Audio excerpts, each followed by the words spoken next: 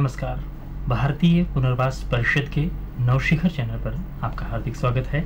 मैं हूं अमित शर्मा। अब हमारे साथ में अक्सर ऐसा होता है कि कुछ चीज़ें जो बिल्कुल आपस में जुड़ी हुई होती हैं तो उसको हम मिसकंसेप्शन की वजह से एक की जगह पर दूसरा और दूसरे की जगह पर तीसरा का प्रयोग करने लगते हैं। लेकिन इसमें क्या बेसिक डिफरेंस होता है, क्या होना चाहिए, इस तरह के एक अपनी ज्ञान को आप समृद्ध करेंगे आज हमारे कार्यक्रम में। आज हमारे साथ हैं mister JC Gupta, retired assistant director from Ali Yavar Jung राष्ट्रीय श्रवण विकलांग संस्थान से। सर, आपका स्वागत है यहाँ पर। और सबसे पहले जो आज का हमारा एक कॉन्सेप्ट है, जो हमारा एक मेन टॉपिक है डिस्कस करने का, कि concept of impairment, disability and handicap. तो अब सर, हम सबसे पहले आपसे ये समझना चाहेंगे कि इम्पेयरमेंट क्या होता है। What is impairment? नहीं, अगर देखिए जो इसका अगर हम इंट्रोडक्शन देना चाहें तो World Health Organization has defined the term impairment, disability and handicap in 1988। और उन्होंने कहा कि भाई डिजीज हो, डिजीज से इम्पेयरमेंट होती है, इम्पेयर से डिसेबिलिटी आती है, डिसेबिलिटी से हैंडीकैप आती है। ये उनका मॉडल है WHO का 1980 का। तो the international classification of impairment, disability and handicap ICIDH, which is a manual of classification relating to the consequence of disease. The ICIDH proposes the concept of definition, impairment, disability, handicap and discuss the relationship between the three dimensions, these dimensions. तो ये तीन dimensions हैं, impairment, disability and handicap। तो उसके अंदर क्या relation है? Now, जैसे जैसे हम आगे बढ़ते जाएंगे चीज़ें यहाँ आती रहेंगी। भी मैं एक छोटा सा उदाहरण आपको देना चाहता हूँ। मान लीजिए कुछ काम करते वक्त मेरे ये सीधे हाथ का अंगूठा यहाँ से कट जाता है। अभी कटने से क्या हुआ, ये एक इम्पेयरमेंट आ गई, कोई क्षति हो गई, कोई खराबी आ गई और मेरी पट्टी बन गई। पट्टी बनने से क्या हुआ कि जो मैं अपने रोज़मर्रा के काम है, मेरे को खाने में, लिखने में, साइन करने में और बहुत सारे ऐसे काम है रोजमर्रा के जिसके अंदर अंगूठे की आवश्यकता रहती है, वो करने में तकलीफ हो जाएगी। तो ये तकलीफ हो गई, तो इसकी वजह से क्या हो गया, मेरे अंदर थोड़ी सी अयोग्यता आ गई।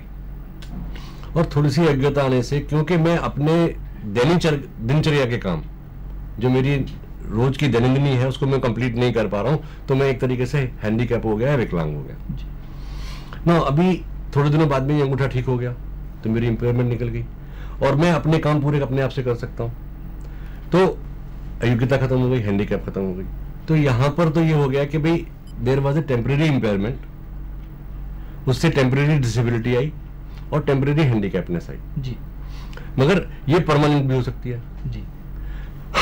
जैसे आपने देखा होगा कि अगर महाभारत से सभी लोग परिचित हैं और उसमें गुरु द्रोणाचार्य ने एकलव्य से उसका दाहिने हाथ का अंगूठा मांग लिया, तो वो एक परमानेंट अंगूठा, तो जो उसका थंब है, it can not grow again. तो उसकी वजह से जो उसकी धनुष चलाने की कला थी या और चीजें थी, उसमें एक परमानेंट हैंडीकैपनेस आ गई, क्योंकि इम्पेयरमेंट परमानेंट थी, उसकी वजह से अयोग्यता परमानेंट आई और हैंडीकैप परमानेंट आई ना। हम जब बात करते हैं डिजीज की, जो पहला इसमें बात था, तो हेल्थ कंडीशन और डिसऑर्डर और डिजीज, मतलब जो हमारे स्वास्थ्य से संबंधित है वो डिसऑर्डर भी हो सकता है, डिजीज भी हो जाता है। तो उसमें body function of structure impairment हो सकती है, या एक्टिविटी लिमिटेशन हो सकती है, पार्टिसिपेशन में रेस्ट्रिक्शन हो सकता है। एंड देन ये there can be environmental factors and personal factors कि इम्पेयरमेंट, जो ये डिजीज जो है वातावरण की वजह से हो सकती है और ये परमानेंट फैक्टर्स की वजह से हो सकती है। इसी का ये नया मॉडल उन्होंने प्रपोज किया था कि भाई structure function of impairment, then activity से डिसेबिलिटी आ जाएगी, पार्टिसिपेशन में हैंडीकैप हो जाएगा। हेल्थ कंडीशन में अगर किसी व्यक्ति के अंदर उसके स्ट्रक्चर और फंक्शन में कोई कमी आई तो वो इम्पेयरमेंट हुई। इम्पेयरमेंट से उसका एक्टिविटी में प्रभाव आ गया, एक्टिविटी में प्रभाव आने से क्या हो गया कि वो जो है डिसेबिलिटी आ गई, और क्योंकि वो he can not participate, he can not fulfil the requirement of the day, तो उसमें हैंडीकैपनेस आ गई। Now we will discuss one by one. Now what is impairment? Impairment is any temporary or permanent loss or abnormality of body structure or function, whether physiological or psychological. दोनों। हाँ, physical को भी हम इसमें add करते हैं और psychological physical भी ऐड करते हैं, साइकोलॉजिकल भी ऐड करते हैं। तो कोई भी टेम्परेरी हो या परमानेंट हो, जैसे मैंने भी आपसे बात करी थी कि भाई इम्पेयरमेंट जो है वो टेम्परेरी भी हो सकता है, परमानेंट भी हो सकता है। And then an impairment is a disturbance affecting function that are essentially mental, memory, consciousness और sensory, integral organ, heart, kidney, head, trunk और लिम्स। मतलब कहीं भी ये हो सकते हैं, इसमें अगर कहीं भी डिस्टर्बेंस हो हमारे शरीर के अंदर तो उससे वो हमारा इम्पेयरमेंट में हम उसको कह सकते हैं। No to cause diminish as an strength, value और quality an injury that impaired my hearing, a severe storm, impaired communication. ना अभी तूफान आ जाता है या बाढ़ आ जाती है, तूफान आया, हमारे टावर्स गिर गए तो उससे कम्युनिकेशन इम्पेयर्ड हो गया, मगर वो बाद में इरेक्ट कर देते हैं। तो वही है जो हम टेम्परेरी और परमानेंट की बात कर रहे थे। तो इम्पेयरमेंट की वजह से हमारे बॉडी फंक्शंस के अंदर जो शक्ति है उसमें कम आ जाती है, या वैल्यूज या क्वालिटी में हमारा फर्क आ जाता है कि जो काम किसी भी इम्पेयरमेंट की वजह से जो काम मैं जिस स्तर पर कर सकता था उस स्तर पर नहीं कर पाता हूँ, तो that may be taken as impairment. और यहाँ पे बताया कि भाई क्योंकि I am from the area of hearing impairment, जो सुनने में कमी होती है उस क्षेत्र से हूँ, तो वो मैंने कहा कि भाई हमारी हियरिंग इम्पेयरमेंट हो जाती है। कई बार ऐसा होता है कि आप पहाड़ों पर ट्रैवल करते होंगे, ट्रैवल करते वक्त जब हमारी कार ऊपर जा रही है या नीचे आ रही है तो हमको ऐसा लगता है जैसे आप आसपास का जो हमारा बिल्कुल वातावरण है वो शांत हो गया, शून्य हो जाता है। और जैसे ही हम सटकते हैं या थूक अंदर निकलते हैं तो एकदम बहुत जोर से आवाज हमारे कान में आ जाती है। तो वहां क्या होता है कि भाई क्योंकि जब हम ऊपर चढ़ रहे हैं या नीचे आ रहे हैं तो बाहर का और कान के भीतर का जो प्रेशर है, दबाव है, उसमें अंतर आ जाता है और डिसबैलेंस, मतलब दोनों में अंतर, बाहर का और कान के जो मध्य कान है हमारा उसका अंतर सेम रहना चाहिए, उसमें फर्क आ जाता है। या कभी हमको बदलते मौसम के अंदर बहुत ज्यादा जुकाम हो जाए, जुकाम होने की वजह से भी जो है हमारे सुनने में प्रभाव पड़ जाता है। कान के अंदर मैल भर जाए या कान के बाहरी हिस्से में या अंदर जो हमारी ईयर कनाल है इसमें कोई फुंसी वगैरह निकल है तो जो ध्वनि है वो पूरी साउंड वेव्स दोनों पास नहीं होती है, तो उससे हमारे को ये जो हियरिंग में प्रॉब्लम आ जाती है। तो यहाँ पर ये है कि भाई हियरिंग टेम्परेरी भी हो सकती है, there can be a temporary hearing loss और there can be a permanent hearing loss. मतलब रिवर्सिबल भी हो सकता है और इरिवर्सिबल भी हो सकता है। Now the condition of being unable to perform as a consequences of physical or mental unfitness, reading disability, hearing impairment. Now hearing impairment of sense of hearing, मतलब hearing impairment में क्या होता है कि जो हमारी sense of hearing है, sense of hearing में हम देखें तो कान का ही हमको बाहरी हिस्सा दिख रहा है। आपको पिछले जो लाइव टेलीकास्ट हुए हैं यहाँ से, उनमें कान की बनावट और कान के फंक्शंस और क्या क्या कॉजेज होते हैं हेयरिंग इम्पेयरमेंट के बारे में उसमें बताया जा सकता है। तो मैं उसमें ज़्यादा गहराई से उसमें बात नहीं करूंगा। I will not go into details of the structure and functions of the year. तो मोटा मोटी अगर हम देखें, मूल रूप से हमारे कान के 3 भाग हैं। पहला भाग बाहरी कान, जिसके अंदर हमारा कान का ये जो हमको दिख रहा है ये और ईयर कनाल आ जाता है। इसके अंत में ईयर ड्रम होता है, उसके पीछे हमारा मध्य कान है, उसमें 3 हमारी छोटी छोटी हड्डियां होती हैं और वो हमारा भाग अंदरी कान से जो जिसको हम कॉक्लिया कहते हैं उससे जुड़ा होता है और कॉक्लिया से हमारे मस्तिष्क में जो संकेत हैं वो पहुंचते हैं और हम सुनते हैं। तो ये सेंसरी प्रोसेस है जहां पर हमारा कोई भी इंपेयरमेंट हो जाए, मतलब जो पाथवे है, जो सुनने का हमारा रास्ता है बाहरी कान से लेकर के मस्तिष्क से जो हमारी नर्व पहुंचा रही है, सूचनाएं पहुंचा रही है, उसमें कहीं भी इंपेयरमेंट हो जाए, मान लीजिए सिर में चोट लगी, उसकी वजह से हमारी नर्व डैमेज हो गई, तब भी हमको नहीं सुनाई देगा। कॉक्लिया में कुछ खराबी हो गई, तब भी नहीं सुनाई देगा। मध्य कान की हड्डियों में ऑक्सीफिकेशन हो गया या जैमनेस आ गई या वो ज़्यादा लूज हो गई या हड्डियों में कुछ और खराबी आ गई, कान के पर्दे में छेद हो गया, तो ये सारी इंपेयरमेंट्स हैं जिसकी वजह से हमारे को सुनने में तकलीफ हो सकती है। Amputation, a condition of disability resulting from loss of one और मोर लिम्ब। ना यहाँ पर ये एक हमने एग्जाम्पल दिया है कि किसी वजह से किसी व्यक्ति का हाथ काटना पड़ जाए, एम्पुटेशन मतलब हिस्से को अलग कर देना, तो उसकी वजह से जो है डिसेबिलिटी होगी, तो चाहे वो एक लिम्ब की हो या ज्यादा की हो, तो उससे हमारे को ये एक इंपेयरमेंट हो जाती है। देन विजुअल इंपेयरमेंट में impairment of sense of site, जहां हमको देखने में कमी हो जाए। अभी आप लोग देख रहे हैं कि मैंने ये चश्मा लगाया हुआ है, क्यों लगाया हुआ है? फॉर्चुनेटली अमित जी मेरे साथ में बैठे हैं, इन्होंने भी चश्मा पहना हुआ है, because we have got some problem with seeing. देखने में हमको तकलीफ होती है, इंपेयरमेंट है वहां पर, और उसको हमने दूर करने के लिए ये चश्मा लगाया, ताकि जो भी हमारी बची हुई शक्ति है देखने की, उसको हम परफेक्टली यूज कर सके। और अगर हम चश्मा उतार देते हैं तो we have got problem in seeing, हमारे को जो साफ है वो नहीं दिखाई देता।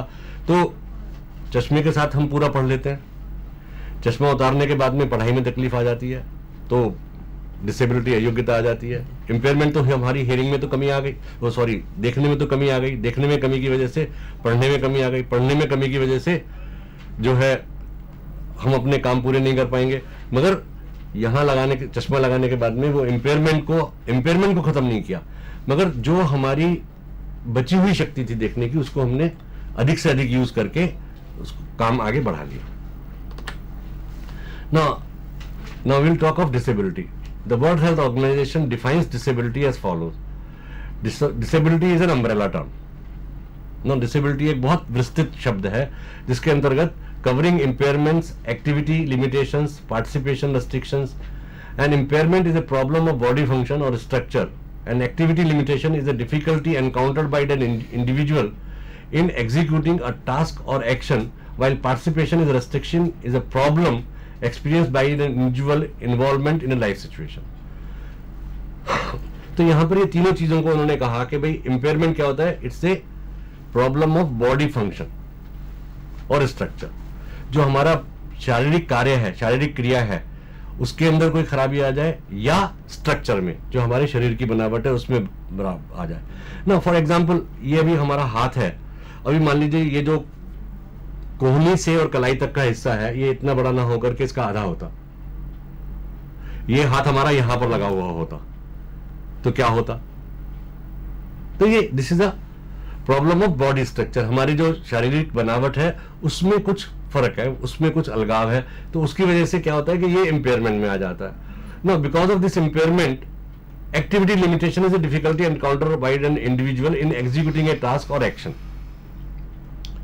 ना। फंक्शन और बॉडी जो में स्ट्रक्चर में जो कमी आई, वो हमारा स्ट्रक्चर में इंपेयरमेंट में आ गया ना। उस इंपेयरमेंट की वजह से जो मेरा पार्टिसिपेशन है, जो मैं एक्टिविटीज करना चाहता हूं, जो मेरी दैनिक क्रियाएं हैं, वो करने में मैं अक्षम हो जाता हूं, उसमें लिमिटेशंस आ जाती हैं, रुकावट आ जाती हैं, और वो मैं पूर्णतः नहीं कर पाता। क्योंकि अपना, जैसे मैंने शुरू में एग्जाम्पल दिया था ना, जब मेरा अंगूठे में मेरे चोट लगी, पट्टी बन गई, तो मैं बहुत सारे काम अपने आप से, मेरा एक्टिविटी पार्टिसिपेशन कम हो गया। एक्टिविटी पार्ट करने में, और जो मेरी दैनिक चर्या है, लास्ट में कहा गया ना, restriction is a problem experience by an individual in involvement in life situation. पैर की हड्डी टूट गई, बहुत सारे कार्य हैं ऐसे जो मैं नहीं कर पाऊंगा। Maybe I may not be able to drive my scooter और car, go for a walk, run, sit with legs bend. अगर कहीं पूजा में जाकर के बैठना है और क्रॉस लेग्स के साथ में बैठना है तो मुश्किल हो जाएगी। तो जो मेरा इन्वॉल्वमेंट इन लाइफ सिचुएशंस है, उसमें कमी आ जाती है। Then disability is a complex phenomena reflecting an interaction between features of a person's body and features of the society in which he lives. Means कि disability features of a person's body, उसके शारीरिक के क्या features हैं, किस तरह की बनावट है, क्या उसमें कमी है, उसको, और as a human being society जिसमें वो रहता है वहां पर उसके क्या काम है।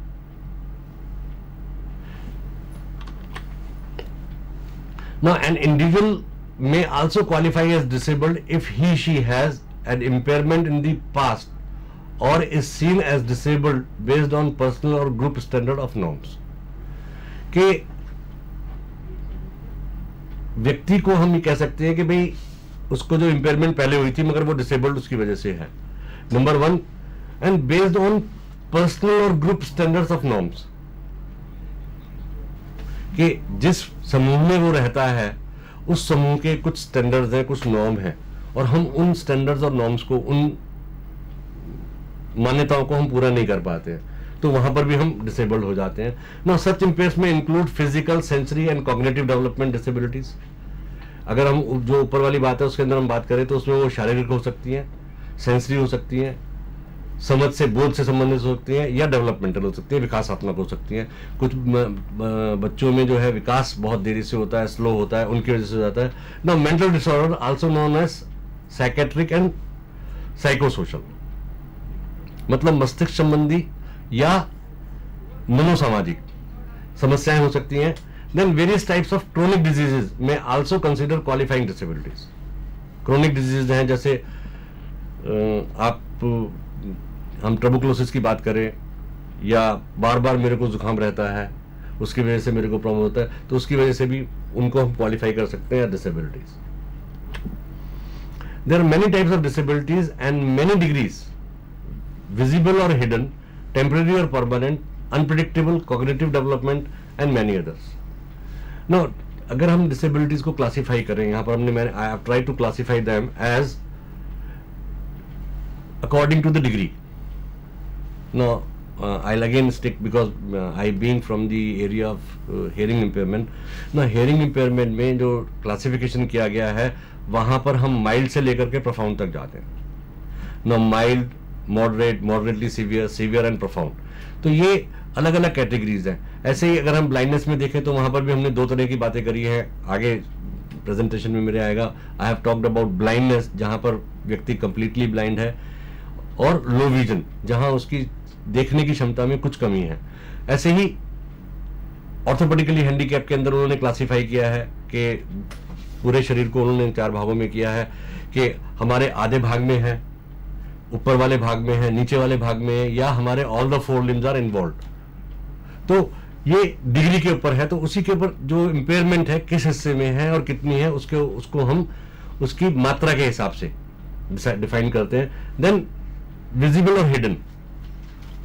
Now again, hearing impairment is the hidden disability.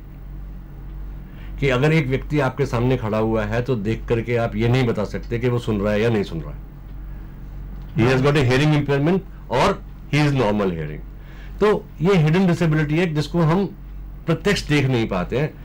हमको तभी पता लगता है कि जब उस व्यक्ति के साथ में हम वार्तालाप शुरू करते हैं, आपस में बातचीत करेंगे हम, और तभी हमको पता लगेगा कि भाई ये व्यक्ति जो है इसको सुनने में तकलीफ है। और वहां पर भी कई बार ऐसा होता है कि मान लीजिए आप सड़क पर जा रहे हैं और एक व्यक्ति आगे आगे आपके जा रहा है, आप पीछे से हॉर्न कर रहे हैं, हॉर्न बजा रहे हैं, आवाज लगा रहे हैं, हट जा, वो नहीं हट रहा। आप जाते हैं और जाकर के कहते हैं भाई तेरे को सुनाई नहीं देता, मैं इतनी देर से हॉर्न बजा रहा हूँ, हट जा सामने से, और उसको रसीद कर देते हैं या कुछ बुरा भला कह देते हैं, धक्का दे देते हैं। एंड देन ही रिस्पॉन्स, वो कहते हैं मेरे को कान में, फिर भी हम कहते हैं अच्छा बेवकूफ बनाने के लिए हमें मिले, और कोई नहीं मिला आज सुबह से, मेरे को बेवकूफ बना रहा है।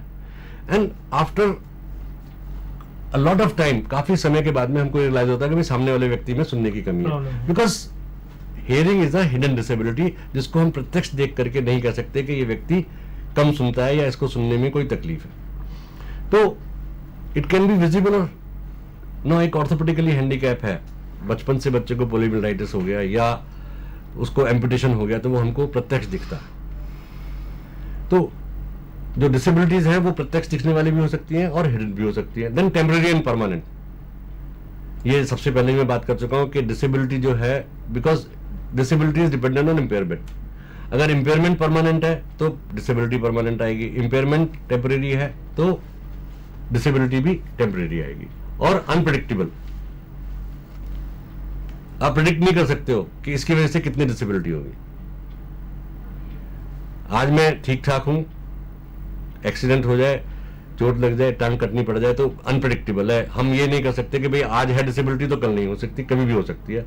Then cognitive, developmental and many others, विकासात्मक भी हो सकती हैं और बोधात्मक भी हो सकती है, मस्तिष्क से संबंधित हो सकती है, हमारी समझ से, सोच से संबंधित हो सकती है, और इसके अलावा बहुत सारी हैं। अगर नाम लेने जाएंगे तो बहुत लंबी लिस्ट है। Now the international classification of functioning disability and health, ICF, defines disability as the outcome of interaction between a person with an impairment and the environmental and attitudinal barriers one may face. Now ये international classification of functioning disability and health जो है ये कहता है कि disability is outcome of the interaction between a person with impairment कि एक आदमी है जिसको इम्पेयरमेंट है, and the environment and attitudinal barriers, कि उस पर्टिकुलर डिसेबिलिटी के प्रति लोगों की क्या मनोवृत्ति है, किस तरह से वो सोचते हैं, what is the attitude, is it supporting और नॉन सपोर्टिंग, और एनवायरमेंट, किस वातावरण में वो रहता है. May be I am a wheel chair ridden person and I have to climb stairs, तो दैट विल बी प्रॉब्लम. अगर लिफ्ट का प्रोविजन नहीं है तो वहां पर मैं डिसेबल्ड हो जाऊंगा. तो हमारा वातावरण कैसा है. मे बी नाउ एक एग्जाम्पल मैं आपको देना चाहता हूँ. Now I retired as assistant director and right now I am live before you on Navshikhar channel. Tomorrow for any reasons I get my left hand amputated, तो इम्पेयरमेंट हो गया, डिसेबिलिटी आ गई permanent, but still I can come on Navshikhar channel and talk to you and interact with you. आप लोगों के साथ में बातचीत कर सकता हूं, बिकॉज ये चीजें, वातावरण और एटीट्यूड जो है वो वहां पर मेरी डिसेबिलिटी को उजागर नहीं करता, वहां पर मैं वो सामने नहीं आता है. और इसी की जगह अगर मैं कहीं पर मिस्त्री का काम कर रहा होता, ऑटो ड्राइवर होता, कुली होता, तो ये डिसेबिलिटी उसमें पार्टिसिपेट करती. तो जो आईसीएफ है, इंटरनेशनल क्लासिफिकेशन ऑफ डिसेबिलिटी और हेल्थ, जो है वो ये कहती है कि हमको सिर्फ इंपेयरमेंट से ही रिलेट नहीं करना है, इंपेयरमेंट के साथ साथ जो उसका वातावरण है और जो एटीट्यूडल बैरियर्स है, अगर उनको हम खत्म करेंगे तो हम काफी आगे जा सकते हैं, डिसेबिलिटी को हम काफी हद तक नीचे ला सकते हैं. A restriction or inability to perform an activity in the manner or within the range considered normal for a human being, mostly resulting from impairment. Now, a restriction or inability to perform, मतलब वही बात जो मैं पहले भी कह चुका हूँ, उसको मैंने अलग अलग शब्दों में, ताकि जो एक कंफ्यूजन में अभी, जो जैसे अमित जी ने शुरू में कहा था कि भाई हम लोग क्या कहते हैं कि ये जो इम्पेयरमेंट, डिसेबिलिटी एंड हैंडीकैप, इसको हम इंटरचेंजेबली यूज कर लेते हैं. तो अगर इनका जो कंसेप्ट है, इनका जो, इनके पीछे जो परिभाषा है, उसको हम अलग अलग क्लासिफाई नहीं करेंगे कि भाई किसके कारण से क्या हो रहा है, तो बहुत मुश्किल हो जाता है. तो इसीलिए मैंने यहाँ डिसेबिलिटी को अलग अलग तरीकों से आपके सम्मुख प्रस्तुत करने की कोशिश की है. तो रिस्ट्रिक्शन और इनेबिलिटी टू परफॉर्म, मतलब किसी भी काम को करने में मेरे को रुकावट आए या थोड़ी सी अयोग्यता आ जाए, किस वजह से, because of the impairment. Impairment की वजह से आई. हर एक काम के लिए एक सामान्य स्टैंडर्ड्स है, मानक है कि भाई इस काम को हमको इस मानक के साथ में करना है. मगर कई बार क्या होता है कि हम वो मानक पूर्ण नहीं कर पाते ना, वो मानक मतलब वो स्टैंडर्ड्स को मेंटेन करने के लिए हमको हमारे अंदर कुछ प्राइमरी योग्यताएं होनी आवश्यकताएं हैं. योग्यताएं मानसिक हो सकती हैं, शारीरिक हो सकती हैं, किसी भी प्रकार की हो सकती हैं. अगर वहां पर उसमें कोई कमी आ जाती है तो वो योग्यताएं हम सामने, वो उस काम को हम उस मानक के रूप में, उस स्टैंडर्ड के रूप में पूरा नहीं कर पाते हैं, तो हम कह सकते हैं कि भाई ये डिसेबिलिटी आ गई ना. वो disability again it is because of the impairment there. वो मानसिक है या शारीरिक है. Now, a disability may occur during a person's lifetime or may be present from birth. A physical impairment is any disability which limits the physical function or of limbs or fine or gross motor ability. Again, ये नहीं है कि भाई disability जो होनी है या impairment जो होना है वो जन्म से होना है. किसी भी व्यक्ति के लाइफ टाइम में, जन्म से लेकर के मृत्यु तक, कभी भी वो डिसेबिलिटी आ सकती है. A physical impairment is a disability which limits physical function. मतलब एक शारीरिक जो डिसेबिलिटी है, योग्यता जो है, वो किसकी वजह से आती है, बिकॉज ऑफ द फिजिकल, क्योंकि मैं अपने जो शारीरिक कार्य है उनको मैं पूरा नहीं कर पा रहा हूं. एंड फाइन और ग्रोस मोटर एबिलिटी. फाइन और ग्रोस मोटर मतलब जो सूक्ष्म कार्य है या मोटे मोटे जो काम हमको करने होते हैं, उनको मैं नहीं कर पाता हूं ना. फॉर एग्जाम्पल, अगर मेरे को मोती दे दिए जाए और एक तागा दे दिया जाए और कहा कि भी इसकी माला बना दो,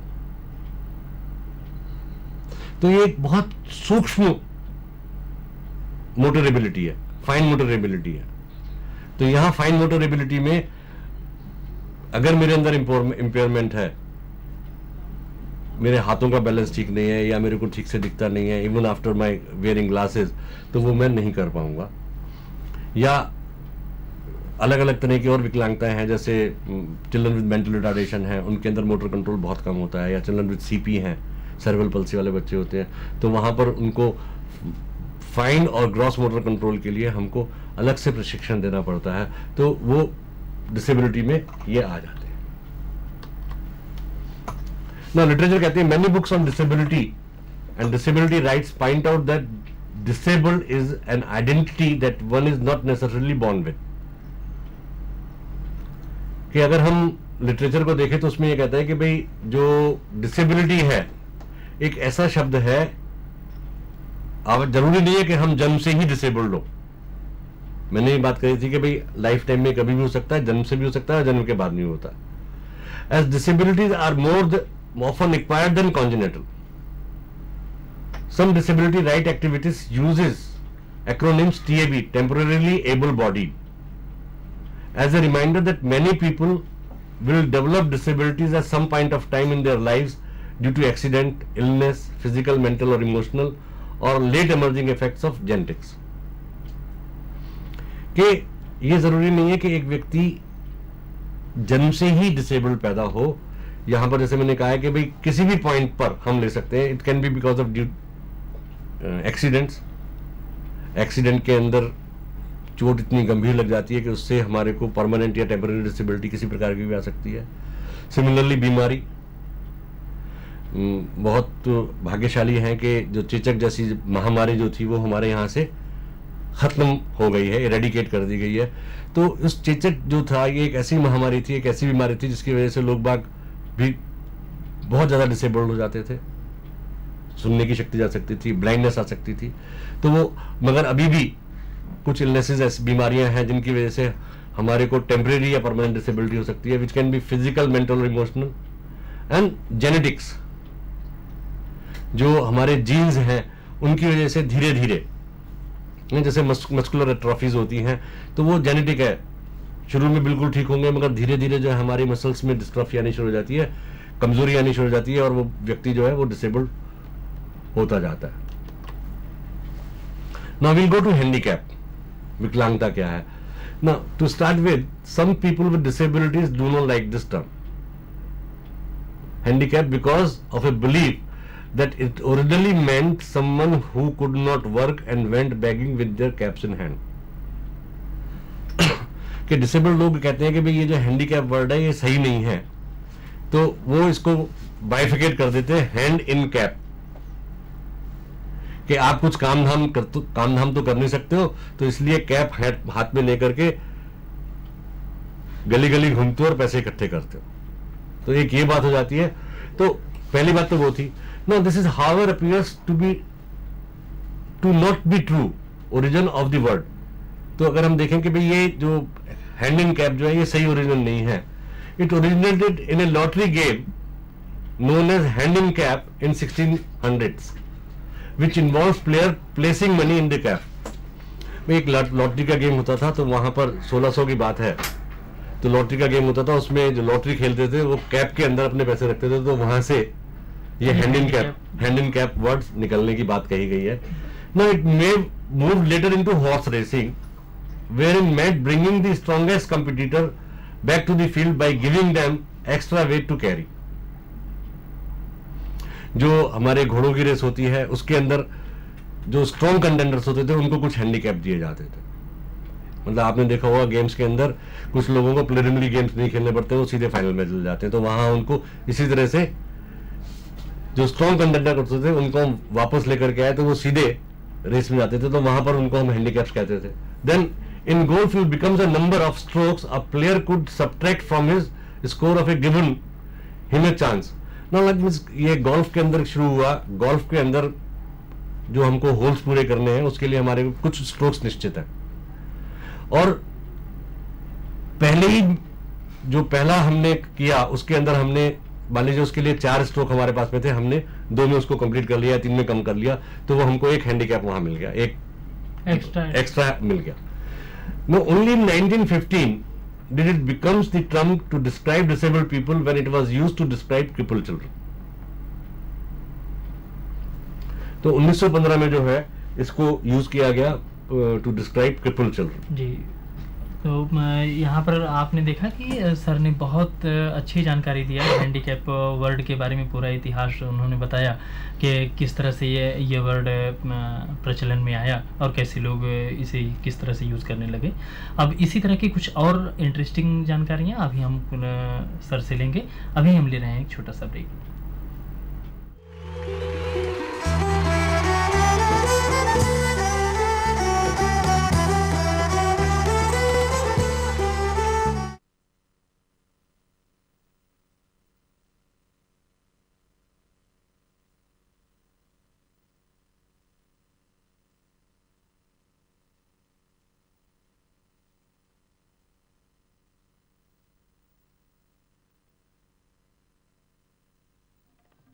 The chief handicap of the blindness is not blindness, but the attitude of seeing people towards them. आइए जानने और समझने की कोशिश करते हैं कि बधिरांधता यानी डेफ ब्लाइंडनेस क्या है। बधिरांधता एक स्थिति है जिसमें दृष्टिहीनता एवं सुनने की शक्ति में कमी आती है तथा जिससे विचारों के आदान प्रदान और रोजमर्रा की आवश्यकताओं की पूर्ति में समस्या उत्पन्न होती है। बलराम एक 9 साल का बधिरांध बच्चा है। वो एक प्रीमैच्योर बच्चा है जिसका शारीरिक विकास उसकी आयु के अनुरूप नहीं हुआ था।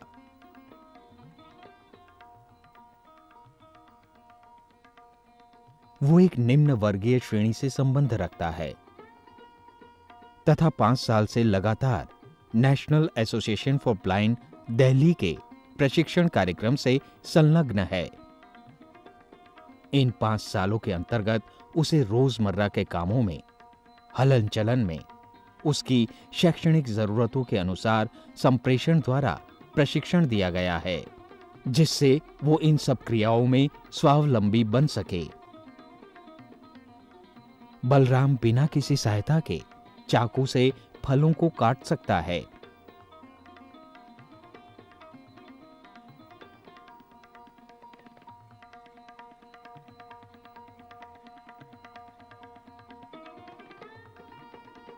उनके छिलकों को कूड़ेदान में डाल सकता है।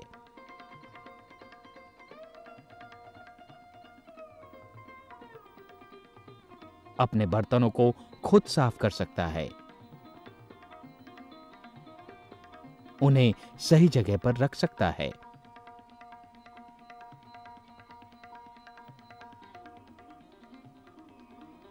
सही बर्तनों का चयन करके खुद खाना खाता है।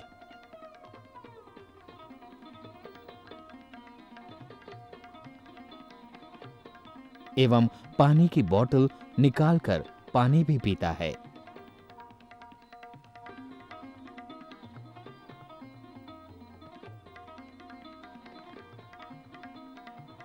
इन सभी क्रियाओं में वो टेक्चुअल साइन लैंग्वेज से निर्देशों को ग्रहण करता है और अपने भावों को व्यक्त करता है।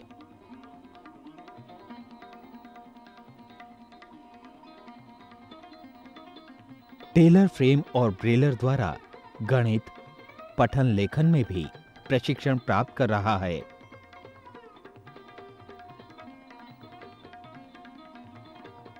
सभी बच्चों की तरह उसका भी एक मनपसंद खेल है। उसे सेल फोन को अपने कानों पर लगाकर उसका कंपन महसूस करना अच्छा लगता है। कहा जाता है, walking with a friend in dark is better than walking alone in light. कहने का तात्पर्य है कि वो लॉन्ग केन ट्रेवल, टैक्टाइल पाथ,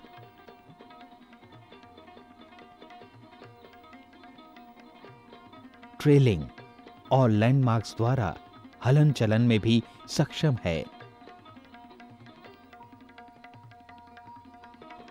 और व्यायाम संबंधी क्रियाएं जैसे ट्रेडमिल, स्टैटिक साइकिल का स्वचालन भी कर सकता है।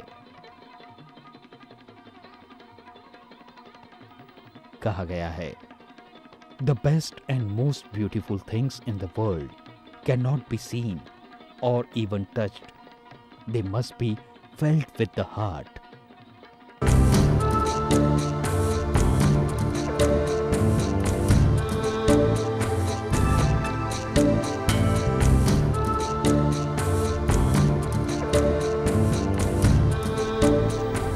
ब्रेक के बाद एक बार आपका फिर से स्वागत है।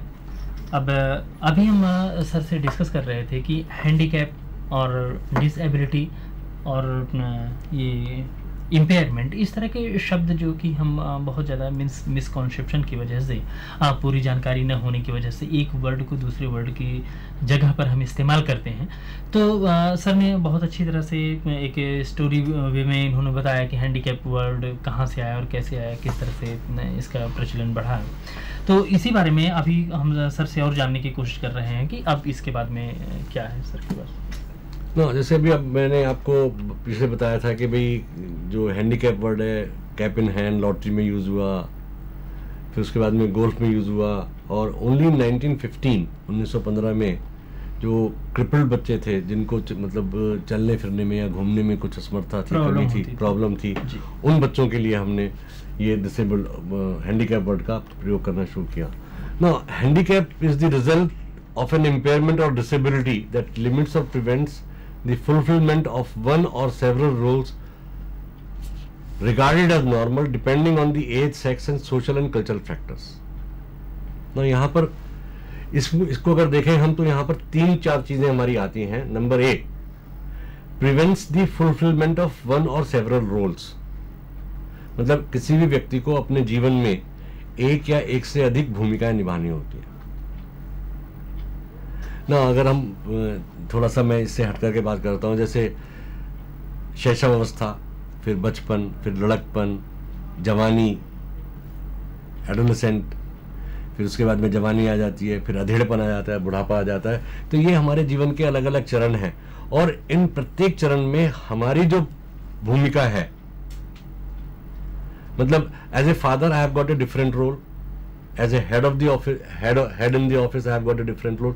तो ये तो हमारे आदमी एक ही होता है, घर पर उसकी भूमिका बच्चे के सामने पिता की हो सकती है, पत्नी के सामने एक पति की हो सकती है और अपने ऑफिस में एक बॉस की हो सकती है। इस तरह व्यक्ति एक ही है, जगह जगह पर उसकी भूमिकाएं बदल रही हैं। नहीं अमित जी, वही मैं कह रहा था ना कि एक ही व्यक्ति की अलग अलग जगहों पर अलग अलग भूमिकाएं होती है, अलग अलग रोल होते हैं जी। मतलब उसके दायित्व भी अलग अलग है और भूमिका भी अलग अलग है। भूमिका के हिसाब से दायित्व हमारे बदलते जाते हैं। तो अगर वो व्यक्ति किसी भी कारणवश उन भूमिकाओं को या उन दायित्वों को नहीं निभा पाता, तो जिनको हम समझते हैं कि भाई ये नॉर्मल है विद रिस्पेक्ट टू एज, आयु के अनुरूप, बचपन में मेरी क्या भूमिका होनी चाहिए, जवानी में क्या होनी चाहिए, अधेड़पन में क्या होनी चाहिए, या बुढ़ापे में, ओल्ड एज में क्या होनी चाहिए, मैं उसके अनुसार वो नहीं कर पाता हूँ। ये तो एक सामान्यतः बात कर रहा हूँ। Similarly sex and social cultural factors, तो अगर वो मैं उनको फुलफिल नहीं कर पा रहा हूँ, उनको पूर्णतः नहीं निभा पा रहा हूँ, तो हम कह सकते हैं कि भाई ये हैंडीकैपनेस आ गई। सर के पूरा कहने का मतलब यह है कि जो हमारी एक रिस्पॉन्सिबिलिटी, एक जो दायित्व है, समाज के द्वारा निर्धारित है, हमारे जीवन के द्वारा निर्धारित है, या किसी भी तरह से जो हमारी एक ड्यूटी है, अगर हम किसी भी तरह से उसको फुलफिल नहीं कर पा रहे हैं, in that special respect we are handicapped. और इसी तरह के सर की बहुत सारी जो ये जानकारियाँ निकल करके आ रही हैं, इसके बीच में अगर आपका व्यक्तिगत कोई सवाल है, कोई प्रश्न है जो सर से आप पूछना चाहते हैं, तो आप हमारा नंबर स्क्रीन पर स्क्रॉल कर रहा है, हम उसको बता भी दे रहे हैं, आप नोट करें और उससे हमारे एक्सपर्ट से आप पूरे प्रोग्राम के दौरान कभी भी हमसे सवाल करके अपने क्वेरीज को शांत कर सकते हैं, देख सकते हैं। आप हमारा नंबर नोट करें 011-265-11613, हमारा टोल फ्री नंबर है 1800-11-2008 और हमारा फैक्स नंबर है 011-265-11609। जी सर और क्या होता है? हाँ ठीक है ना। सो अभी जो हम बात कर रहे थे कि भाई हमारी आयु, हमारे सेक्स और हमारी जो सोशल कल्चरल एक्टिविटीज़ हैं उनको अगर हम फुलफिल नहीं कर पाते हैं, जो किसी भी समाज में कुछ नॉर्मल नियम बनाए हुए, सामान्य नियम बनाए हुए हैं और उनके अनुसार हम वो काम नहीं कर पाते हैं, तो उसको हम हैंडीकैप में कहते हैं। उस रिगार्डिंग हम हैंडीकैप्ड हैं वहाँ। The roles so defined must be as universal as possible, कि प्रत्येक व्यक्ति का किसी भी समाज में कुछ ना कुछ रोल निश्चित है, इट्स यूनिवर्सल, कि जो काम मैं करता हूं वो दूसरा नहीं कर सकता, जो दूसरा करता है वो तीसरा नहीं कर सकता। किसी भी परिवार में हर व्यक्ति का काम कार्य निश्चित है, मतलब every individual is a unique individual. हर एक व्यक्ति अपने आप में अद्वितीय है, उस जैसा कोई दूसरा नहीं होता। और सामान्य के जो हमारा समाज है उसके अंदर एक कुछ सामान्य नियम है, रोल है, वो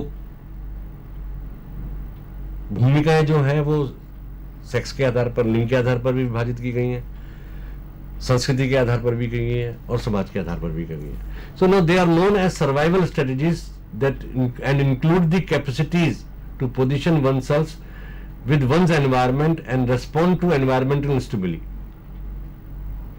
कि ये जो they are known as survival strategies, कि किसी भी समाज में या किसी भी स्थान पर अपने आप को बनाए रखने के लिए कुछ चीजें आवश्यक होती हैं। और इसमें क्या होता है कि वातावरण से हमको कुछ स्टिमुलेटिव उद्दीपन प्राप्त होते हैं और उनको स्टिमुलस रिस्पॉन्स थ्योरी है कि आप कुछ एक्शन करेंगे तो उसका रिएक्शन जरूर होगा, और अगर एक्शन पर रिएक्शन नहीं होता है तो क्या हो जाता है, हम हैंडीकैप हो जाते हैं। तो वातावरण से जो हमको स्टिमुली प्राप्त हो रहे हैं और उसका हम उचित तरीके से रिस्पॉन्स नहीं कर पाते, उचित तरीके से हम प्रत्युत्तर नहीं दे पाते, तो वो हो जाता है ना to conduct an independent existence in a normal fashion according to sex, age and culture. उसमें employment, household, task raising children and physical activities such as games and other forms of recreation. ना जो मैं आपसे बात कर रहा था कि भाई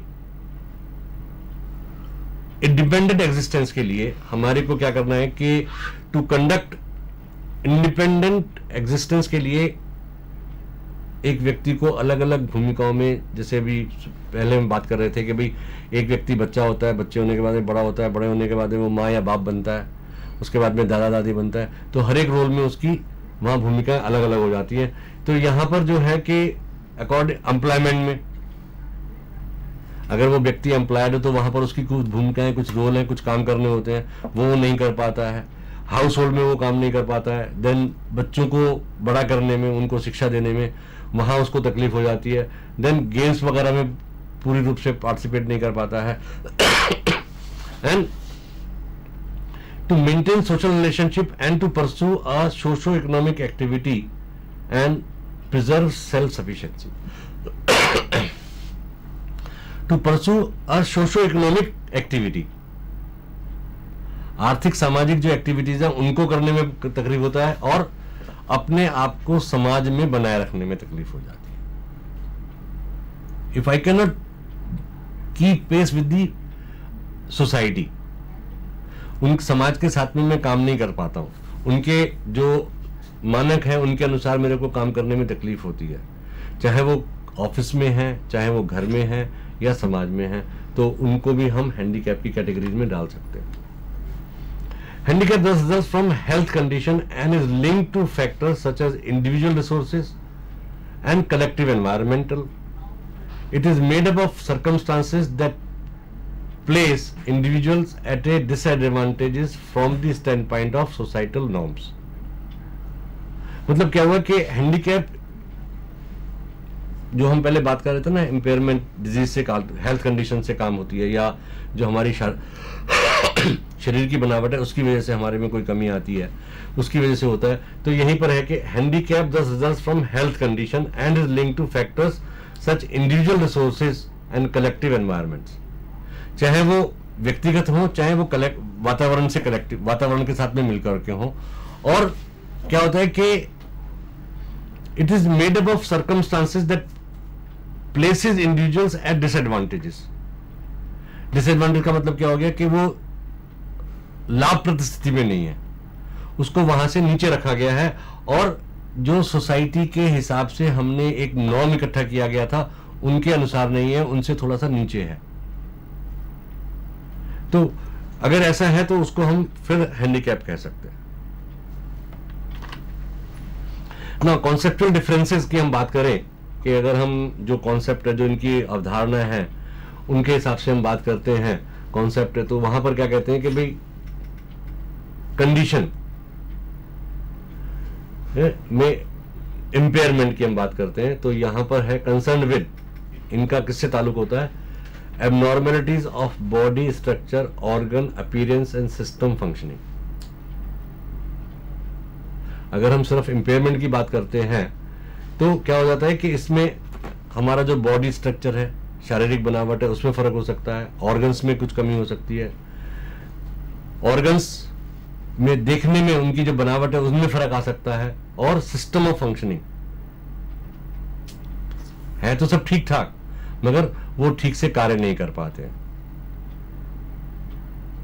हाथ तो मेरा बिल्कुल ठीक है, एकदम परफेक्ट है, मगर मैं इसको ऐसे नहीं मोड़ सकता, ऐसे नहीं मोड़ सकता, तो ये जो फंक्शनिंग हो गई, किसी चीज को पकड़ के उठा नहीं सकता, ग्रिप नहीं कर सकता, फेंक नहीं सकता, मगर हाथ तो मेरा बिल्कुल ठीक है, देखने में अपीयरेंस बिल्कुल नॉर्मल है, मगर when it comes to functioning I have got a problem. तो वो जो है ये कंसर्न हो जाता है इंपेयरमेंट के अंदर। Then represents disturbances at organ and tissue level, organs में या टिश्यूज के स्तर पर इसमें डिस्टर्बेंस आ जाती है, कुछ खराबी आ जा सकती है ना। नेक्स्ट हम आते हैं डिसेबिलिटी के ऊपर, limitation, loss of functional performance and activities.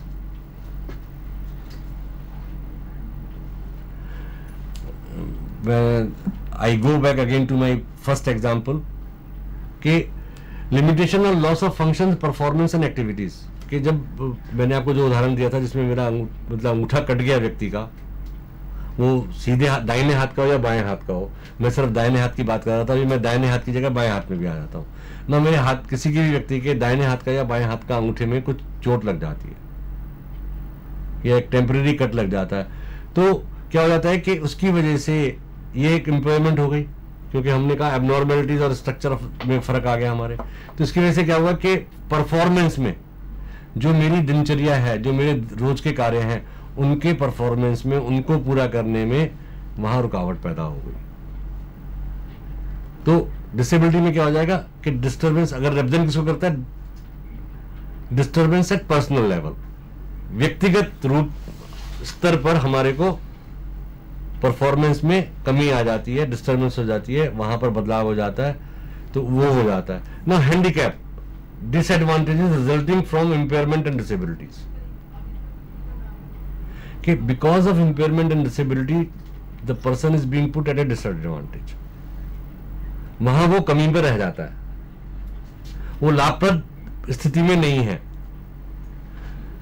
तो उससे क्या होता है कि situation specific limitations and social levels, जो मैंने आपको अभी एक सिचुएशन के लिए उदाहरण दिया था कि भाई if my left hand is amputated from any place, either from the wrist level और एल्बो लेवल और shoulder level, I can still come on Navshikhar channel talk to you, आपसे बातचीत हमारी हो सकती है नवशिखर चैनल के थ्रू।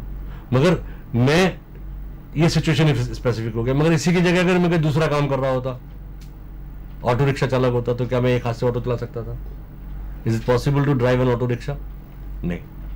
तो वहां क्या हो गया कि भाई जो इंपेयरमेंट और डिसेबिलिटी थी, उसकी वजह से जो डिसएडवांटेज हुआ, उसकी वजह से जो कमी आई, तो मैं सिचुएशन स्पेसिफिक लिमिटेशंस आ गई मेरे अंदर, वो काम मैं नहीं कर सकता एज सामाजिक रूप से। तो वही बात आ जाती है कि इंपेयरमेंट क्या हुआ, किसी भी तरह की कमी आना, कमी शारीरिक स्तर पर हो, फंक्शन लेवल पर हो, या किसी भी तरह मतलब प्रकार की हो, ऑर्गन लेवल पर हो, दिखने में हो या फंक्शन में हो, उसकी वजह से क्या होता है, डिसेबिलिटी आ जाती है। डिसेबिलिटी से मतलब कि वो काम हम पूरा नहीं कर पा रहे हैं जो हमको कर लेना चाहिए था, और उसी की वजह से हमारा एक लिमिटेशंस आ गई, हम हैंडीकैप हो गए। Now there are different types of disabilities according to Persons with Disability Act 1995। अभी ये जो पर्सन्स विद डिसेबिलिटी एक्ट 1995 है, इसके बारे में तो ज़्यादा बात हम नहीं करेंगे। तो उसके अकॉर्डिंगली यहाँ पर ब्लाइंडनेस, लो विजन, 7 डिसेबिलिटीज है, leprosy cured, left with deformities and hearing impairment, locomotor disabilities, mental retardation and mental illness, ये 7 है। तो हम एक एक करके इनको डिस्कस करते हैं। Now what is blindness? Blindness refers to the condition where a person suffers from any of the following conditions, namely, number 1 is total absence of sight, कि उस व्यक्ति को बिल्कुल नहीं दिखता है। नंबर 2 में है visual activity not exceeding 6/60 और 20/200 snell in the better eye with correcting lenses, और मतलब 6/60 क्या मतलब हुआ इसका, या 20/200 स्नेल।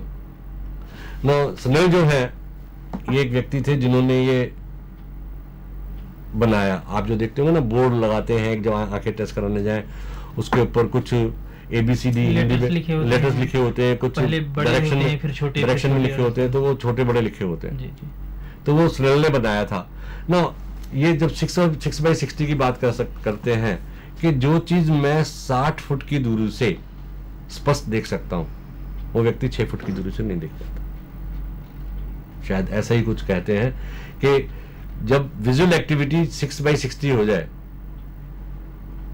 कि जो एक सामान्य व्यक्ति 60 फुट से नहीं देख पाता, वो दूसरे व्यक्ति 6 फुट की दूरी से भी नहीं देख पाता है, तो हम कह सकते हैं कि भाई उसको है। और limitation of the field of vision subtending an angle of 20 degree और वर्स ना। अभी हम देखते हैं कि भाई मैं सामने देख रहा हूं, या आप जब सामने देखते हैं तो ये जो हम सिर्फ ऐसे नहीं देखते, कुछ हमारा एंगल रहता है, मतलब बिना आंख घुमाए इधर उधर करे हुए हम आसपास की चीजों को भी देख लेते हैं सीधा देखते हुए। मगर जब ये एंगल जो है 20 डिग्री या इससे कम हो जाए, जो विजन का एंगल है हमारा वो 20 डिग्री या उससे कम हो जाए, तब भी हम कह सकते हैं कि भाई वो ब्लाइंडनेस के अंदर शामिल किया जाता है। तो पर्सन्स विद डिसेबिलिटी एक्ट के अंदर ब्लाइंडनेस की यह परिभाषा दी गई है। Now, low vision में, a person with low vision means a person with impairment of visual function even after standard refractive corrections, but who uses or is potentially capable of using vision for planning or execution of a task with appropriate assistive devices. कि even after correction, मतलब correction के बाद में वो व्यक्ति अपने vision को appropriate devices के साथ में, लो विजन एड्स आते हैं। मान लीजिए वो व्यक्ति जो हमारा किताबों में प्रिंट आता है उसको नहीं पढ़ पाता, अगर उसको हम ब्रॉड प्रिंट, थोड़ा बड़ा प्रिंट बना करके दे दें, जो लेटर्स का साइज है उनको हम बड़ा कर दें और वो किताबों में उनको दे दें, तो वो उसको पढ़ लेता है। या किताब को बहुत नजदीक ला करके, आंख के बहुत क्लोज ला करके पढ़ता है। तो ये विद या विदाउट करेक्शन, उसकी आंखों के में कोई सर्जरी करनी है या कुछ और हमको करेक्शन का काम करना है, वो हो जाए। प्लस जो असिस्टिव डिवाइसेस हैं, मतलब उसको जो लो विजन डिवाइसेस हैं, कि वो आपने देखा होगा, वो मैग्नीफाइंग ग्लास होता है, गोल सा शीशा रहता है और उसमें लगा करके वो ज्योतिषी लोग हाथ देखते हैं, या हम बहुत बारीक अक्षर पढ़ने हो जिनको एज नॉर्मल हम लोग नहीं पढ़ पाते तो उनको लगा के, तो उस तरह की डिवाइसेस आती हैं। और लो विजन बहुत सारे डिवाइसेस हैं जिनकी वजह साथ में वो उनको हम देख करके पढ़ सकते हैं ना। Leprosy cured persons means any person who has been cured of leprosy but suffering from। ना कुष्ठ रोग आपने सुना होगा कि भाई लोग कुष्ठ रोग जब ठीक हो जाता है और ठीक होने के बाद में, उसके बाद में कुष्ठ रोग तो ठीक हो गया, मगर क्या क्या रह जाता है, loss of sensation in hand and feet as well as loss of sensation in paresis in the eyelids but no manifest deformities. कि लेप्रोसी ठीक होने के बाद में जो हमारे हाथों में सेंस होता है, जो स्पर्श करने से हम को दबाने से या इससे फर्क पड़ता है, वो खत्म हो जाता है। आईलिड्स के अंदर सेंसेशन जो है वो खत्म हो जाता है, मगर कोई डिफॉर्मिटीज हमको दिखती नहीं है। देखने में हाथ बिल्कुल नॉर्मल लगेगा, मगर हम जब उसको छुएंगे तो छूने में हमको पता नहीं लगेगा। Then manifest deformities in paresis but having sufficient mobility in their hands and feet, unable to engage in normal economic activities. Deformities in paresis but having sufficient mobility in their hands and feet to enable them to engage. कि जो deformities हैं वहां तो है कि आपने देखा होगा कुछ में कुछ उंगलियां गल जाती हैं, कुछ हिस्से खत्म हो जाते हैं, चल तो सकते हैं, हाथ पैर में मूवमेंट तो होता है, मगर जो हम सामान्य मानते हैं उतना काम वो नहीं कर पाते. Then extreme physical deformities as well as advantages age which prevents him from undertaking any gainful occupation and expression leprosy cure shall be constructed accordingly. कई बार हो सकता है कि कुछ लोग तो ठीक हो जाता है, मगर उसके बाद में डिफॉर्मिटीज हैं वो इतनी ज्यादा रह जाती हैं कि उसके वजह से उनको गेनफुल ऑक्यूपेशन, कोई भी काम करने में तकलीफ होती है, कोई भी काम वो अपने आप से नहीं कर पाते. Now, hearing impairment means loss of 60 decibels or more in the better ear in the conversational range of frequencies. कि ये अभी the end is under amendment, तो हो सकता है परिभाषा में कुछ परिवर्तन आए, मगर अभी तक ये जो है वो ये है कि हमारे दोनों कानों में से जो बेहतर कान है जिससे हमको अच्छा सुनाई देता है, अगर उसके अंदर जो श्रवण क्षमता है वो 60 डेसिबल, डेसिबल मतलब डेसिबल इज अ, जैसे हम किलोग्राम मीटर लीटर है, साउंड की यूनिट है, साउंड की यूनिट है, उसकी ध्वनि का यूनिट है, तो मापन का यूनिट है, तो 60 डीबी से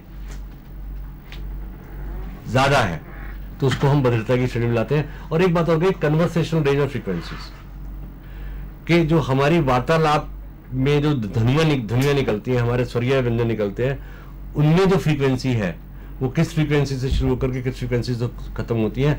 ज्यादातर जो ये है कहते हैं कि 500 से 3500 के बीच में, कुछ लोग अलग अलग कहते हैं, तो इस बीच में हमारी जो हियरिंग लॉस है अगर वो 60 डीबी से ज्यादा है इन दी बेटर ईयर्स, जो अच्छा सुनने वाला कान है उसके अंदर, तो हम उसको उसे जिस कान से हमें सुनने की क्षमता है उसी को यूज करके हम अपने काम को ज्यादा अच्छी तरह से कर सकते हैं. नहीं, मतलब to be hearing impairment one should have a loss of more than 60 dB in the better ear. मतलब क्या है कि मान लीजिए एक कान में तो मेरे को नॉर्मल सुनाई देता है, ये कान में मेरे को 70 डीबी 80 डीबी लॉस है, तो मैं डिसेबल्ड की कैटेगरी में या हियरिंग इम्पेयरमेंट की कैटेगरी में नहीं आऊंगा क्योंकि नहीं। एक कान मेरा बिल्कुल नॉर्मल है. जी, यहाँ पर ये चीज़ थोड़ा सा जानना ज़्यादा ज़रूरी है कि अगर किसी व्यक्ति के, चूँकि गॉड ने हमें 2 कान दिए हैं, तो एक कान से अगर हमें अच्छी तरह से सुनाई पड़ता है और दूसरे कान में थोड़ी सी डिफॉर्मिटी या किसी भी वजह से अगर हमें सुनने की क्षमता कुछ कम हो गई है, तो हम इस तरह के हैंडीकैप या इस डिसेबल की कैटेगरी में नहीं आते हैं. ये सर का कहना है. अब यहाँ पर सर से अभी हम कुछ और जानने की कोशिश करेंगे, लेकिन उसके पहले मैं फिर आपको एक बार याद दिलाना चाहूँगा कि अगर पूरे प्रोग्राम के थ्रू अगर आप कभी भी हमारे एक्सपर्ट से कुछ सजेशन लेना चाहते हैं, किसी तरह के अपनी क्वेरीज को शांत करना चाहते हैं, कुछ आपके पास क्वेश्चंस हैं, तो आप हमारे कॉन्टैक्ट नंबर पर हमसे संपर्क कर सकते हैं. हमारा नंबर है 011-265-11613, टोल फ्री नंबर 1800112008 और हमारा फैक्स नंबर है 011-265-11609. अभी हम एक ब्रेक ले रहे हैं, उसके बाद लौटते हैं.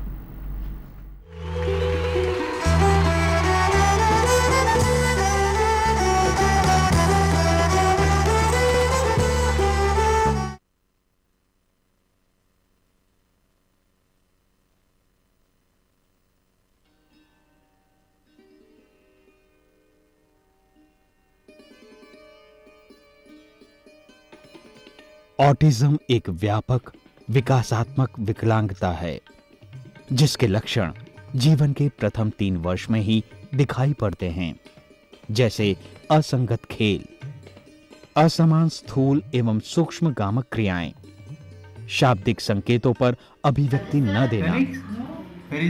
देखो, ओपन योर आईज, ओपन करो, ओपन करके ओपन. नियमित कार्यक्रम परिवर्तन का विरोध करना एवं अवलोकनीय शारीरिक उच्च स्तरीय या निम्न स्तरीय क्रियाकलाप.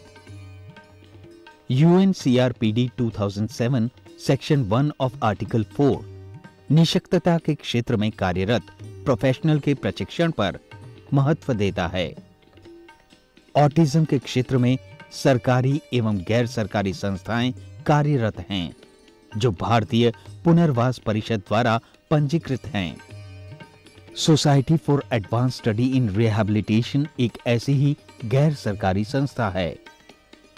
कनिष्क 13 साल का एक ऑटिस्टिक बच्चा है, जो इसी संस्था से प्रशिक्षण प्राप्त कर रहा है। असंगत क्रियाएं, कार्यकलापों में निरस्ता,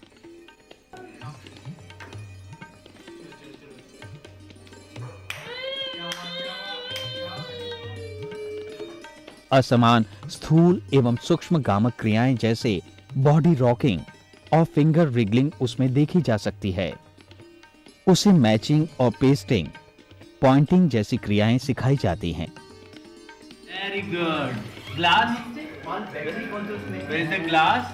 जो खाली बैग है। Glass, very. कप को टच करो जल्दी से। कप को, where is the cup? Very good. Cup में क्या करता है कनिष्क? टी पीता है। चलो glass, where is the glass? Very good. चलो बाउल की तरह, बाउल बाउल जल्दी से टच करो बाउल को। Very good. बाउल में क्या करता है कनिष्क? तथा साथ ही साथ रोजमर्रा की आवश्यकताएं जैसे खाना, पीना, कपड़े पहनना,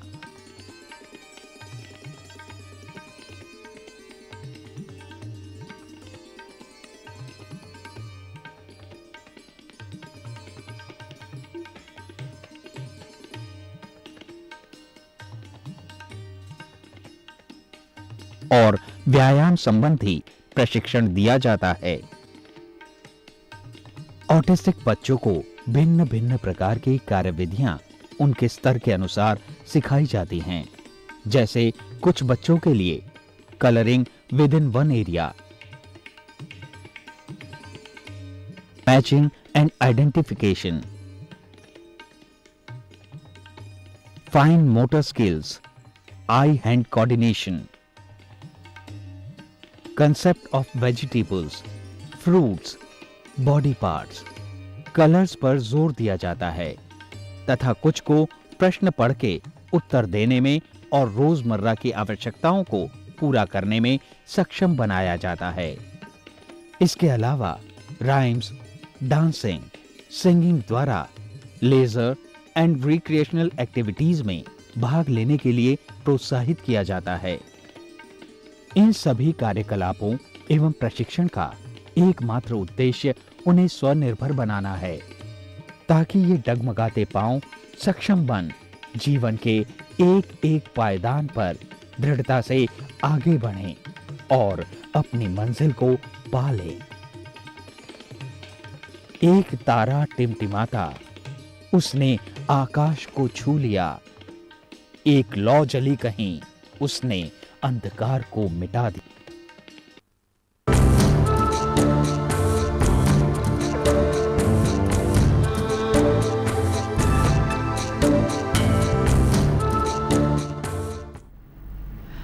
ब्रेक के बाद एक बार फिर से आपका स्वागत है हमारे कार्यक्रम में। अभी सर जैसे बता रहे थे कि hearing capacity God has gifted us 2 years।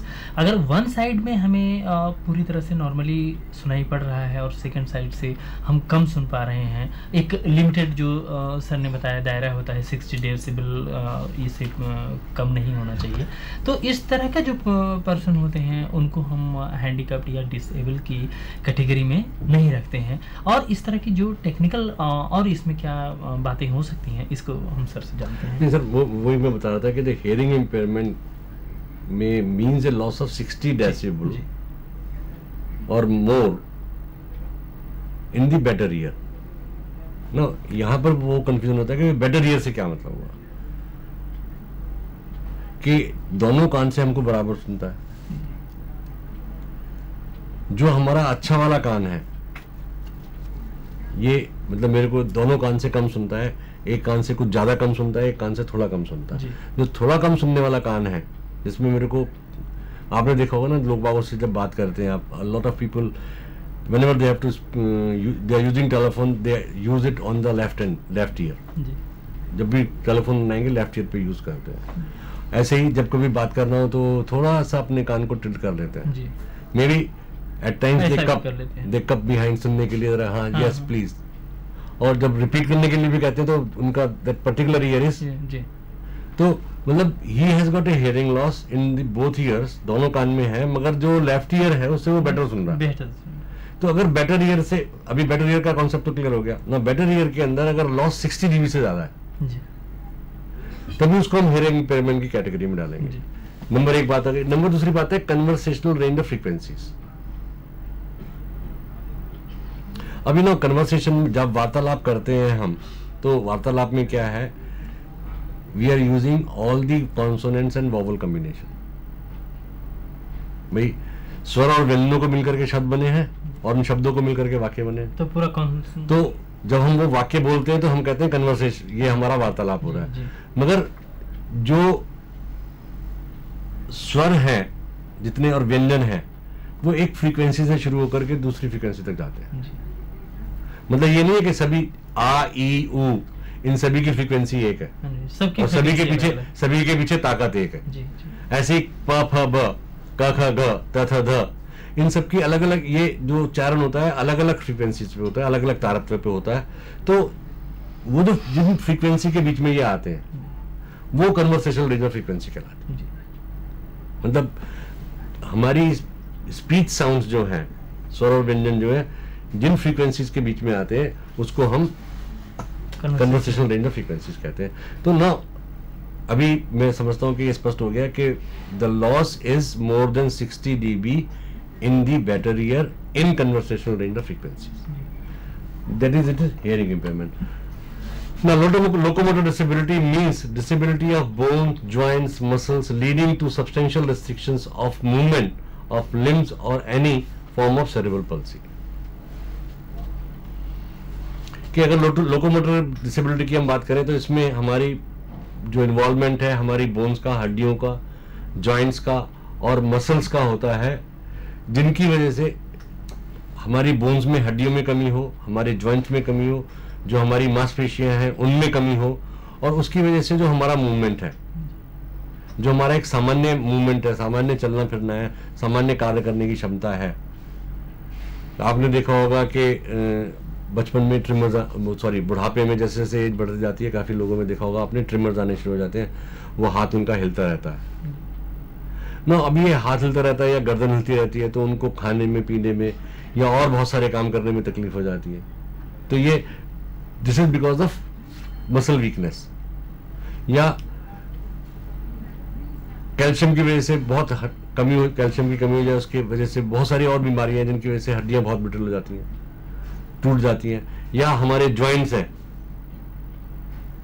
Joints में डिफॉर्मिटी आ जाती है, लूज हो जाए या टाइट हो जाए, स्टिफ हो जाए जॉइंट्स, तो उसकी वजह से हमें प्रॉब्लम आ जाती है ना। उसके अलावा और सेरेब्रल पल्सी, प्रति मस्तिष्क घात जो है, जहां पर हम वही कहते हैं कि भाई हमारी जो मसल्स हैं उनमें कोऑर्डिनेशन की कमी हो जाती है, मस्तिष्क में कमी होने की वजह से। तो ये सारी चीजें जो है वो लोकोमोटर डिसेबिलिटीज के अंदर आ जाती हैं। Then mental retardation means a condition of arrest of incomplete development of mind of a person which is especially characterized by subnormality of intelligence. यहाँ क्या होता है कि जो हमारा मस्तिष्क है उसका विकास पूर्णतः नहीं हो पाता, वहां पर कोई कमी रह जाती है। और ये हम कहते हैं कि जो हमारी बुद्धि क्षमता है, बौद्धिकता है, उसमें क्या हो जाता है कि जो हमारी समझ है उसमें हमारी कमी आ जाती है। ब्रेन का ग्रोथ किसी तरह से नहीं, ग्रोथ नहीं, मतलब कि वो हिस्सा है ही नहीं। अच्छा, जो ब्रेन का जो हमारा विकास होना चाहिए था उतना विकास ही नहीं हुआ। ये गर्भावस्था के दौरान ही इस तरह की कमी आ सकती है। डेवलपमेंट में वो उतना विकास हुआ ही नहीं। जी मतलब अभी कहूँ कि मैं कहूँ कि मेरे में मानसिक मंदता आ जाएगी तो मुश्किल है। जी, तो वो विकास नहीं होने की वजह से क्या होता है कि सब नॉर्मेलिटी आ जाती है इंटेलिजेंस की, कि इंटेलिजेंस में जो हम कहते हैं ना, ये सामान्य बालक है, मतलब उसकी बुद्धि क्षमता जो है वो सामान्य है, तो उसमें कमी आ जाती है। बिकॉज यहाँ पर मैं I will not go into American mental retardation association of mental retardation है, उन्होंने क्लासिफाई किया है कि भाई इतना IQ होगा तो ये होगा, इतना IQ होगा, तो वो सब हम यहाँ बात नहीं करेंगे। मैंने मेंटल रिटार्डेशन की एक जनरल डेफिनेशन यहाँ पर प्रस्तुत की है कि वहाँ क्या हो जाता है, बिकॉज हमारा मस्तिष्क जो है वो पूर्ण रूप से विकसित नहीं हुआ, उसकी वजह से जो हमारी बुद्धि क्षमता है उसमें सब नॉर्मलिटी आ जाती है, हमारी समझ में फर्क आ जाता है कि एक 5 साल का बच्चा। यहाँ पर एक चीज के लिए रुकना चाहूंगा, आपने कहा जैसे सब नॉर्मलिटी, तो क्या एब नॉर्मलिटी से नहीं, एबनॉर्मल नहीं, देखिए ना कि एक 5 साल का सामान्य बच्चा है जी, तो उसके लिए एक सामान्य तालिका है कि भाई उसको इतने शब्द आने चाहिए, इतने काम वो अपने आप कर लेगा, अपने आप कपड़े अपने आप पहन लेता है, नहा अपने आप लेता है, खा अपने आप लेता है। मगर जो सब नॉर्मलिटी की मैं बात करता हूँ या ऑफ इंटेलिजेंस जहां हम बात करते हैं, मेंटल की बात करते हैं, तो वो 5 साल का बच्चा उस 5 साल के बच्चे के अनुरूप कार्य नहीं कर पाएगा, उससे पिछड़ा रहेगा जी। तो हर एक चीज जो है डिले होती है जी।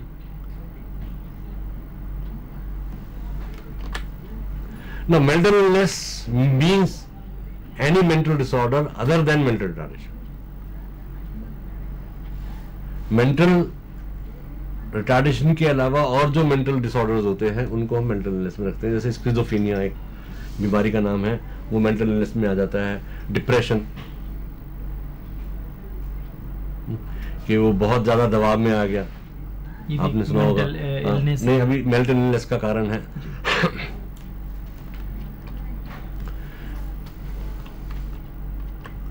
ना अभी मैं समझता हूँ कि सभी लोगों को इम्पेयरमेंट, डिसेबिलिटी और हैंडीकैप का जो कॉन्सेप्ट है वो काफ़ी हद तक क्लियर हो गया होगा। और अमित जी भी कई बार कह चुके हैं कि भाई आप लोग प्रश्न पूछें, अगर कुछ समझ में नहीं आ रहा है तो अमित जी एक बार आपको नंबर आप फिर बता दीजिएगा उनको कि भाई इसमें मैं आपको फिर से एक बार बताना चाहूँगा, जैसा कि सर भी कह रहे हैं कि अगर पूरे प्रोग्राम के थ्रू आप किसी तरह के अपने क्वेश्चन को पुटअप करना चाहते हैं, सर से अपनी जिज्ञासा को शांत करना चाहते हैं, तो आप हमारे कॉन्टैक्ट नंबर 011-265-11613, हमारे टोल फ्री नंबर 1800-11-2008 और हमारे फैक्स नंबर 265-11-609 पर हमसे संपर्क कर सकते हैं जी। ना अभी हम बात करेंगे, दो चीजें हैं यहाँ पर, प्रिविलेंस एंड इंसिडेंस। ना प्रिविलेंस का मतलब होता है the condition of being prevalent, क्या हो रहा है ना। मेडिसिन में कहते हैं the total number of cases of a disease in A given population at a specific time. कि मेडिसिन की दृष्टि से अगर हम देखें तो किसी भी समय पर किसी पर्टिकुलर बीमारी से कितने लोग पीड़ित हैं, तो वो प्रिवेल कर रहा है, प्रिविलेंस कहलाती है। Now the prevalence of a disability is a statistical population is defined as the total number of cases of the disabled in the population at a given time, or the total number of cases in the population divided by the total number of individuals in the population. कि अगर हम disability या handicap के relation में इसको देखें तो वहां पर ये होगा कि भाई एट एनी गिवन टाइम, मान लीजिए किसी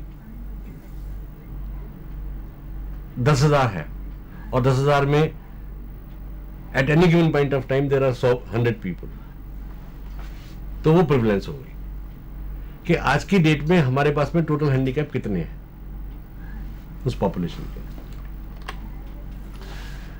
ना मैथमेटिकली अगर हम करें तो A upon A plus B है यहां पर, where A is the number of individuals in the population with the disease at a given time, and B is the number of individuals in the population at risk of developing the disease at a given time, not including those with disease.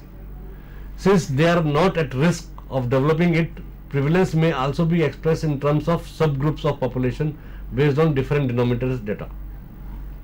कि A plus B में क्या है, A तो यहाँ पर बिल्कुल clear हो गया कि पॉपुलेशन में कितने लोग उस वक्त पर बीमार हैं, और B जो है कितने लोग रिस्क पर हैं। तो अगर हम A को A प्लस B से डिवाइड कर दें तो प्रिविलेंस हमारे पास में आ जाएगी। ना ये एक एग्जांपल दिया है, prevalence of obesity amongst people in a country in adults in 2001 as estimated by the US Center of Diseases of Control at approximately 20.9%. क्या मतलब कि 2001 के अंदर अमेरिका के अंदर मोटे लोगों की जनगणना की गई उनको ढूंढा गया कि कितने मोटे लोग हैं, तो वो 20.9% निकले। मतलब ये कि अगर हम 100 लोग हों तो उसमें 20.9 लोग जो थे वो मोटापे से पीड़ित थे। Now, in plain English, prevalence simply means extent, but in scientific English, it means proportion, typically expressed as a percentage. तो अगर हम साधारण शब्दों में देखते हैं, प्रिवलेंस का मतलब कितनी एक्सटेंट है, कितना है, और साइंटिफिक टर्म में इसको प्रोपोर्शन कहते हैं कि भाई कितनी परसेंटेज। लाइक मीन्स यहां पर कहते हैं कि भाई जैसे अभी WHO की आया कि 6.6% और 6.3% of the persons are there with disability in India. अलग अलग लोगों ने अलग अलग फिगर्स दिए हैं, तो वो प्रिवलेंस की बात करते हैं कि at a given particular given of time, कि किसी भी समय पर किसी बीमारी से पीड़ित कितने लोग हैं। जैसे आजकल वो डेंगू की बात कर रहे हैं, रोज संख्या बढ़ती जा रही है, तो ये प्रिवलेंस उसकी बढ़ती जा रही है। Now, Dr. A.K. Agrawal, Dean of Maulana Medical College, said that the first major survey undertaken by ICMR, Indian Council of Medical Research, in the late 1970s in 4 cities, Delhi, Kolkata, Chennai and Thiruvananthapuram, found the prevalence of hearing loss to be 10.8% in rural areas and 6.8% in urban areas. कि doctor A.K. Agarwal हैं, मौलाना medical college बहुत प्रसिद्ध medical college है, उसमें वहाँ पर dean की position पर हैं, और उन्होंने मतलब ICMR, Indian council of medical research जो है, उन्होंने एक स्टडी की थी, एक सर्वे किया था 1970 के अंदर 4 शहरों का, दिल्ली, चेन्नई, कोलकाता एंड तिरुवनंतपुरम, और ये पाया गया कि जो ग्रामीण क्षेत्र हैं, रूरल एरियाज हैं, वहाँ पर जो हेयरिंग इम्पेयर्ड लोग हैं वो हेयरिंग इम्पेयरमेंट की जो प्रेवलेंस थी वो 10.8% थी, और शहरी क्षेत्रों में इट वाज 6.8%। मतलब क्या हुआ? 10.8% से क्या मतलब हुआ कि 100 लोगों में से या 1000 लोगों में से 10 लोग जो थे वो deafness से affected थे। And WHO then puts the deafness figure as 6.3 of the Indian population. कि भारतवर्ष की जो पूर्ण जनसंख्या है उसका 6.3% पॉपुलेशन जो है वो डेफनेस से पीड़ित है, ऐसा WHO कहता है, वर्ल्ड हेल्थ ऑर्गेनाइजेशन जो है वो कहते हैं।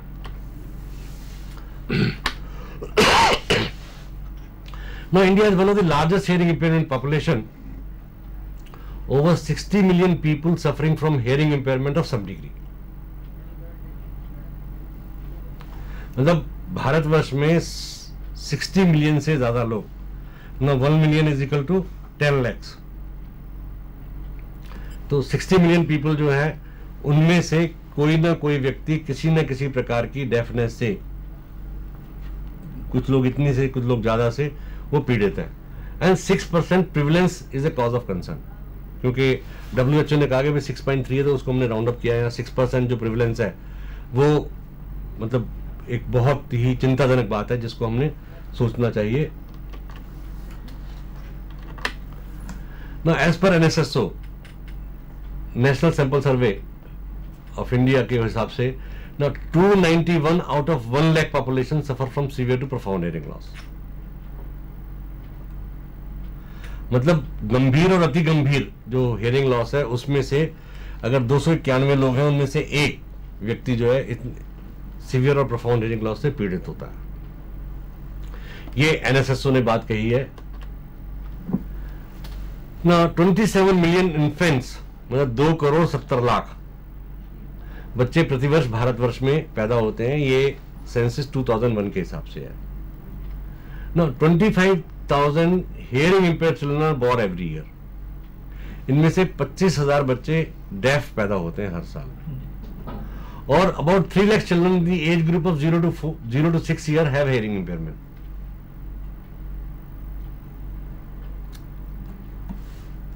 सेंसस ने कहा कि भी लगभग 0 से 6 साल के बीच के बच्चों में से 3 लाख बच्चे ऐसे हैं जिनको सुनने में कमी है। कितनी है इसका भी मैं नहीं कहता, वो इतनी भी हो सकती है, मतलब it can be from mild to profound. Now it is needless to say that the mild to moderate hearing loss go unnoticed for years. I am sorry कि जो 0 से 6 साल में बताया गया था 3 लाख बच्चे हैं, उनको मॉडरेट से ज्यादा का हियरिंग लॉस है, क्योंकि जो माइल्ड और मॉडरेट वाले हियरिंग लॉस है वो तो हमको पहचान में नहीं आते हैं, उसके लिए स्पेशलिस्ट की आवश्यकता होती है, हमको बहुत ज्यादा ध्यान देना पड़ेगा, तभी हम माइल्ड और मॉडरेट बच्चों को देख सकते हैं। No current intervention age is 3+ years to 10 years disability status India. मतलब डिसेबिलिटी स्टेटस इंडिया जो है 2001 का, वो ये कहता है कि जो हम इंटरवेंशन करते हैं, मतलब इन बच्चों की जो हम देखभाल करते हैं, उन बच्चों के साथ में हमको क्या करना है, किस तरह से इनको पढ़ाना है, क्या मशीन लगानी है, किस तरह की सुविधाएं हमको प्रदान करनी है, वो 3 से 10 साल तक के बच्चों के लिए है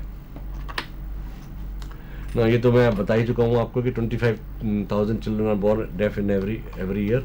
Now we go to incidence. Now the number of time an event occurs.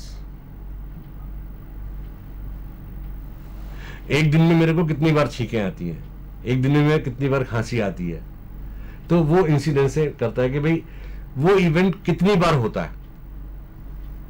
The number of new cases in a particular period of time.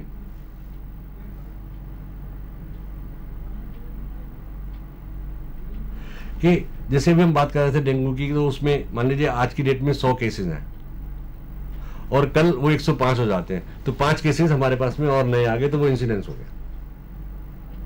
इसका मतलब the number of new cases in particular period of time. Then incidence is often expressed as a ratio in which the number of cases is the numerator and the population at risk is the denominator. कि इसको हम अनुपात में भी देखते हैं, जहां पर जो नंबर ऑफ केसेस हैं उसको हम ऊपर रखते हैं और जो टोटल पॉपुलेशन है उसको हम नीचे रख देते हैं, तो उससे हमारे को पता लग जाता है कि क्या इंसिडेंस है। Now incidence is the number of new cases of a disease during a given time of interval, usually 1 year. It can be expressed as a proportion of the rate, as a rate.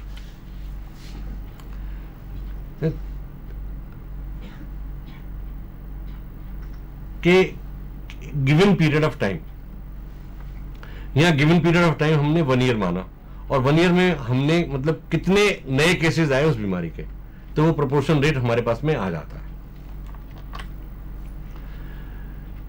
Incidence proportion, also known as cumulative incidence, is the number of new cases within a specific time of period divided by the size of the population initially at risk. For example, if a population initially contains 1,000 non-diseased persons and 28 developed a condition of over 2 years of observation, the incidence proportion is 28 cases per 1,000 per person, that is 2.8%. Now, ऐसा कहा जाता है कि the incidence is 1 in 1,000 child is born deaf. Now 1,000 में एक बच्चा ऐसा होता है जिसको वो severe to profound hearing loss है, मतलब गंभीर या अति गंभीर लॉस है, तो कहते हैं कि भाई 0.01% जो हमारा है वो इंसिडेंस है of hearing loss in India. वही एग्जाम्पल यहां पर दिया गया है कि भाई there are 1,000 non disease person. एक गिवन पॉपुलेशन में 1,000 लोग ऐसे थे, मान लीजिए 1,000 की पॉपुलेशन थी, उसमें उनको कोई बीमारी नहीं थी, मगर over a period of 1 year और 2 years वहां पर 28 लोग ऐसे आ गए जिनको एक पर्टिकुलर बीमारी होने के चांसेस डेवलप होने लगे, तो इंसिडेंस हो गया 28 per 1,000। आपने देखा होगा कि भाई न्यूज़पेपर्स में भी आता रहता है, रेडियो में भी दे सकते हैं कि सड़क पर चलने वालों में से हर 5वां या 6वां या 7वां व्यक्ति एक्सीडेंट में मरने वाला होता है, पैदल चलने वाला होता है, एक डाटा निकाल एक्सीडेंट में मरने वाला होता है। तो ये क्या हो गया, ये इंसिडेंस हो गया।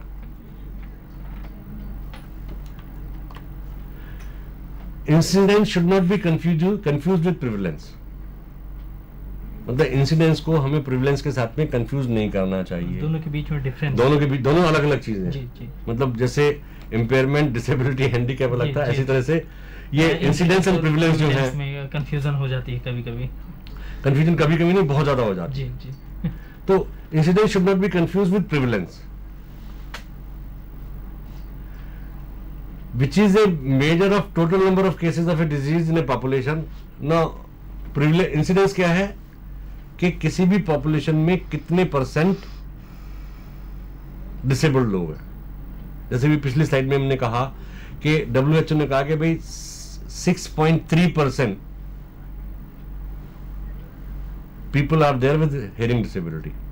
तो हमारी जो टोटल पॉपुलेशन है उसके अंदर 6.3, अगर 1000 को हम देखें तो उसमें 6.3 लोगों को किसी न किसी प्रकार की बधिरता है। तो ये तो प्रिविलेंस हो गया। No, rather than the rate of occurrence of a new cases, incidence जो है कि क्या रेट है, एक साल में कितने बच्चे ऐसे आ जाते हैं।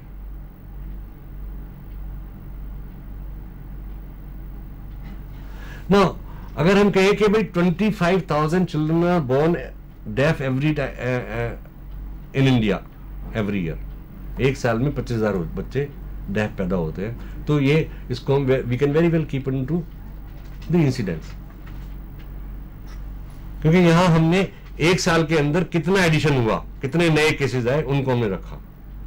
तो the incidence conveys information about the risk of contracting the disease, whereas prevalence tells us how widespread the disease is. तो प्रिविलेंस से हमको पता लग जाता है कि भाई कितनी है, और इंसिडेंस से पता लगता है कि हमको कितनी तेजी से फैल रही है। Now, as on date, there are 1000 cases of a disease. आज की डेट में 1000, किसी भी बीमारी के 1000 लोग हैं हमारे पास में, तो वो हो गया हमारा प्रिविलेंस। ना, हर रोज 50 लोग और आने लगते हैं, वो हमारा इंसिडेंस, वो हमारा इंसिडेंस। हाँ, यहाँ पर इस चीज़ को समझना थोड़ा सा ज़्यादा ज़रूरी है। जैसा कि सर ने बताया कि अक्सर लोग कंफ्यूज हो जाते हैं कि ये प्रिविलेंस क्या है, इंसिडेंस क्या है।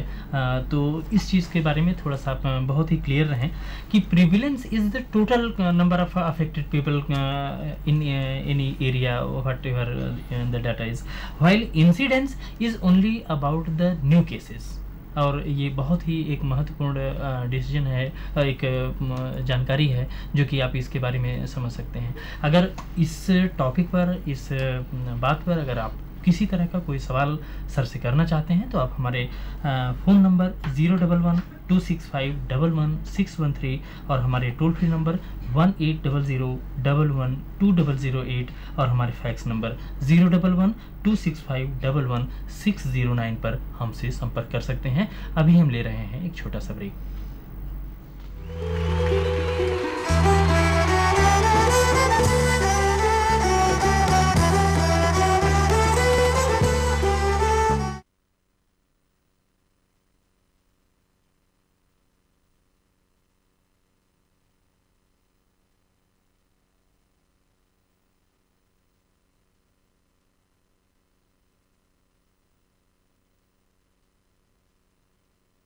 The state of knowledge exists. The will, the capacity, and method are usually the problem.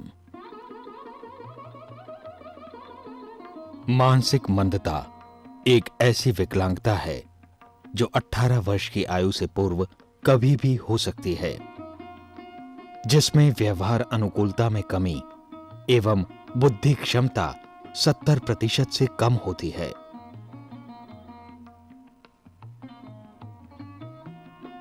Alone we can do so little. Together we can do so much.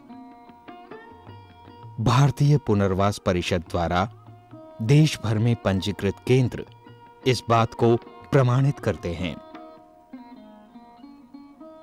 NIMH प्रादेशिक केंद्र नई दिल्ली एक ऐसा ही केंद्र है जहां छात्रों को प्रशिक्षण दिया जाता है।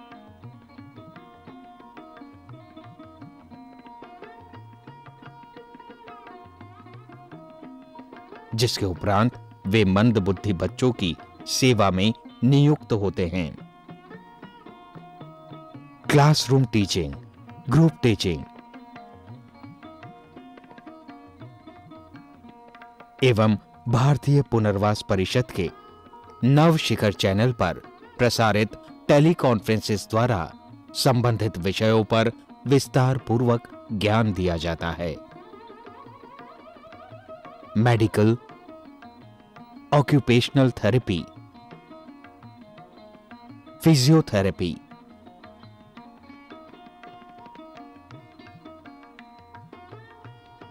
स्पीच थेरेपी,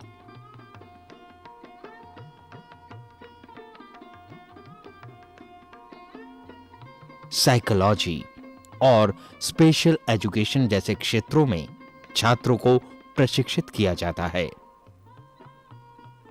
प्रयोगात्मक अनुभव एवं अभ्यास के लिए टीचर ट्रेनिंग प्रोग्राम के उपरांत छात्रों को मंदबुद्धि बच्चों के साथ कक्षाओं में नियुक्त किया जाता है और इंडिविजुअलाइज्ड एजुकेशन प्लान का भी आधार बनाया जाता है, जिससे वे संपूर्ण शिक्षा एवं चिकित्सा शैली को समझ सकें। इस पूरे प्रशिक्षण कार्यक्रम के दौरान विद्यार्थी journals, newsletters, periodicals, charts, models, computer training एवं टेक्स्ट बुक्स का उपयोग कर सकते हैं। कहते हैं, keep your face to the sunshine and you can not see the shadow. इसी बात को ध्यान में रखते हुए विद्यार्थियों को सरकारी एवं गैर सरकारी संस्थाओं में नियुक्त किया जाता है, जहां वे मंदबुद्धि बच्चों के लिए निरीक्षण, प्रशिक्षण एवं अनुसंधान का दायित्व संभालते हैं और इसके पश्चात ये विद्यार्थी इस प्रशिक्षण का उपयोग मंदबुद्धि बच्चों के सामाजिक एवं शैक्षणिक उत्थान एवं विकास में करते हैं और एक लक्ष्य की ओर आगे बढ़ते हैं। और फिर लक्ष्य कितना ही दूर हो, फासला नजरों का धोखा भी तो हो सकता है। वो मिले या ना मिले, हाथ बढ़ाकर देखो।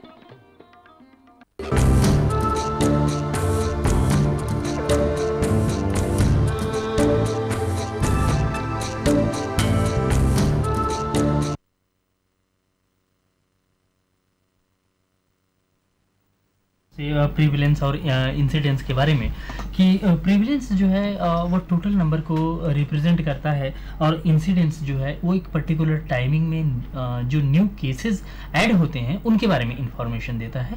तो इसलिए आप से गुजारिश है कि इस चीज़ को थोड़ा सा बेहतर ढंग से समझें और इस चीज़ को कभी भी कंफ्यूज ना करें। एक बार फिर से मैं प्रोग्राम का हमारा लास्ट सेगमेंट है, इसमें हम आपको फिर से एक बार रिमाइंड कराना चाहते हैं कि अगर आप किसी तरह की क्वेरी, कोई क्वेश्चन है आपका इस रिगार्डिंग में, तो आप हमारे सर से संपर्क कर सकते हैं। हमारा phone number 011-265-11613, toll free number 1800-11-2008 और हमारा फैक्स नंबर 011-265-11609 पर हमसे संपर्क कर सकते हैं। जी सर।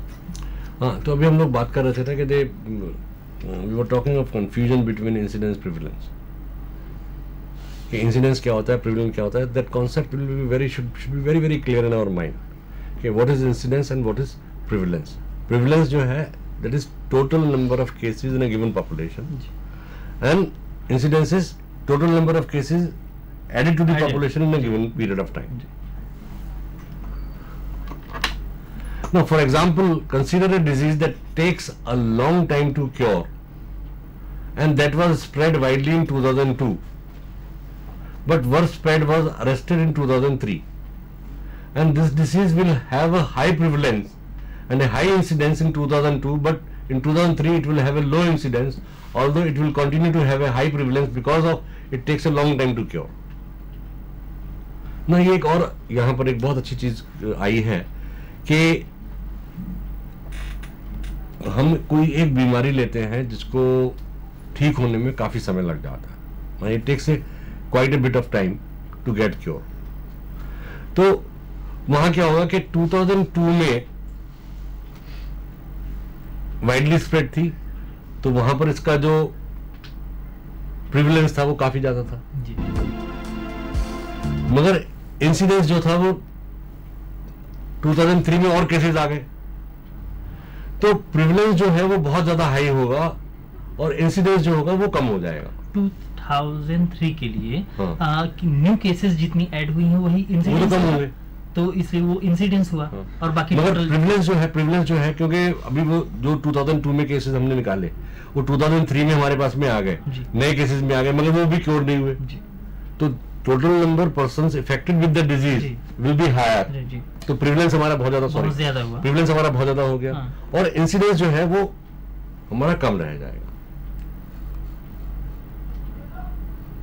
तो have a low prevalence and high incidence, जी क्योंकि वो केसेस वहां पर उस पीरियड में हमारे पास में आ रहे हैं और वो क्योर नहीं हुए, तो इंसिडेंस हमारा हाई हो गया और जी। प्रिविलेंस जो है वो हमारा कम हो जाएगा। Now factors affecting prevalence of disabilities, यहां पर जो मतलब वो कौन कौन से ऐसे तत्व है जिनसे जो हमारे प्रिविलेंस जो है उसको अफेक्ट करती है, इसमें age, sex and social class and race है। Now prevalence of disability such as mental retardation, learning disabilities is higher in school going age, whereas some physical disabilities have higher prevalence rate in adulthood, e.g. arthritis। मतलब अगर हम देखें कि भाई learning disabilities हैं या mental retardation की यहाँ बात करी है, ये जो है स्कूल गोइंग चिल्ड्रन जो है उनमें ज्यादा है, मगर जो फिजिकल डिसेबिलिटीज है that is a higher prevalence. मतलब जैसे जैसे हमारा शरीर बुढ़ा होता जाता है तो हमारे को आर्थराइटिस जो हड्डियों की बीमारी है, चलने फिरने की बीमारी है, उसकी वजह में तकलीफ हो जाती है, देखने में तकलीफ होने लगती है, तीसरा सुनने में तकलीफ होने लगती है, तो वहां पर हमारा जो प्रिविलेंस है वो बढ़ता जाता है, क्योंकि पॉपुलेशन में उस डिसेबिलिटीज के लोगों की संख्या जो है वो बढ़ रही है। Condition such as muscular dystrophy, Fragile X syndrome, hemophilia are sex links and affect their either male or female। मतलब ये कुछ चीजें हैं, जैसे मस्कुलर डिस्ट्रॉफी है, डिस्ट्रॉफी मतलब मांसपेशियों का कमजोर हो जाना या बहुत ब्रिटल हो जाते हैं कि जरा सा होने से टूट जाती हैं, एक्स सिंड्रोम है, हेमोफिलिया है, तो ये सेक्स लिंक्स मतलब लिंक से संबंधित बीमारियां हैं और ये मेल और फीमेल दोनों में ही हो सकती हैं। Then social class and race, social inequality, deprivation and poor living conditions contribute to prevalence of disabilities। सामाजिक असमानता, deprivation of poor, के जो गरीब लोग हैं उनकी अवहेलना होती है, वहां पर अवहेलना अपने आप भी हो जाती है और हम लोगों की तरफ से भी होती है। हमारे रहने का स्थान कैसा है, ये हम गंदगी में रहते हैं तो वहां बहुत सारे डिसेबिलिटीज अपने आप आ जाएंगी, तो बीमारियों की वजह से बीमारी आ जाएंगी, तो प्रिविलेंस जो डिसेबिलिटी जो है वो सोशल क्लास एंड रेस के ऊपर भी डिपेंड करता है कि वो कम या ज्यादा हो सकते हैं। Now we'll discuss prevalence of some of the disabilities. Now visual impairment, hearing impairment, mental retardation, locomotor and learning disabilities. Now it has been estimated that 45 million in the world are blind and an additional 135 million suffer from low vision conditions and 90% of these are from the developing countries।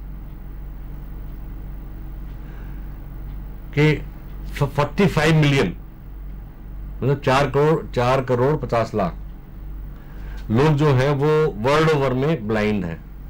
मतलब like means if ये word senior यहां दे रहे हैं कि भाई इतना prevalence है, 45 million children are blind in the whole world and in addition 135 million have low vision conditions. जो हमने पीछे अभी ब्लाइंडनेस और लो विजन की बात करी थी, तो 45 मिलियन जो है वो ब्लाइंड है, 135 मिलियन लो विजन है, और इनमें से 90% लोग जो है वो डेवलपिंग कंट्रीज में, विकासशील देशों में, विकसित देशों में, विकसित जो डेवलप कंट्रीज हैं वहां पर इनका प्रिविलेंस कम है, मगर डेवलपिंग कंट्रीज में ये बहुत ज्यादा है। As per the International Council for Education of People with Visual Impairment 1995, 35 million people in the world are the blind, out of which 23 millions are in Asia alone. Now ये जो international council for education of people with visual impairment है, 1995 में उन्होंने कहा कि भाई there are 35 million people in the world are blind. जो total blind people हैं वो पूरे संसार में 35 मिलियंस है, means and out of which 23 million are in Asia alone. मतलब 2 करोड़ 30 लाख लोग जो है वो एशिया में है ब्लाइंडनेस से. अच्छा, according to the information available with WHO 1997, almost 38 million people in the world have blindness and 110 million are affected with low vision. तो ये अलग अलग संस्थाओं ने अलग अलग जो डाटा कलेक्ट किया है, स्टडीज की हैं. WHO कहता है 1997 के अंदर 38 मिलियन मतलब 3 करोड़ 80 लाख लोग जो है वो ब्लाइंड हैं और 1 करोड़ 10 लाख जो है वो लो विजन से पीड़ित है. Now there are 8.9 million people in India who are blind, though the global survey on blindness says that there are nearly 10 million who suffer from blindness.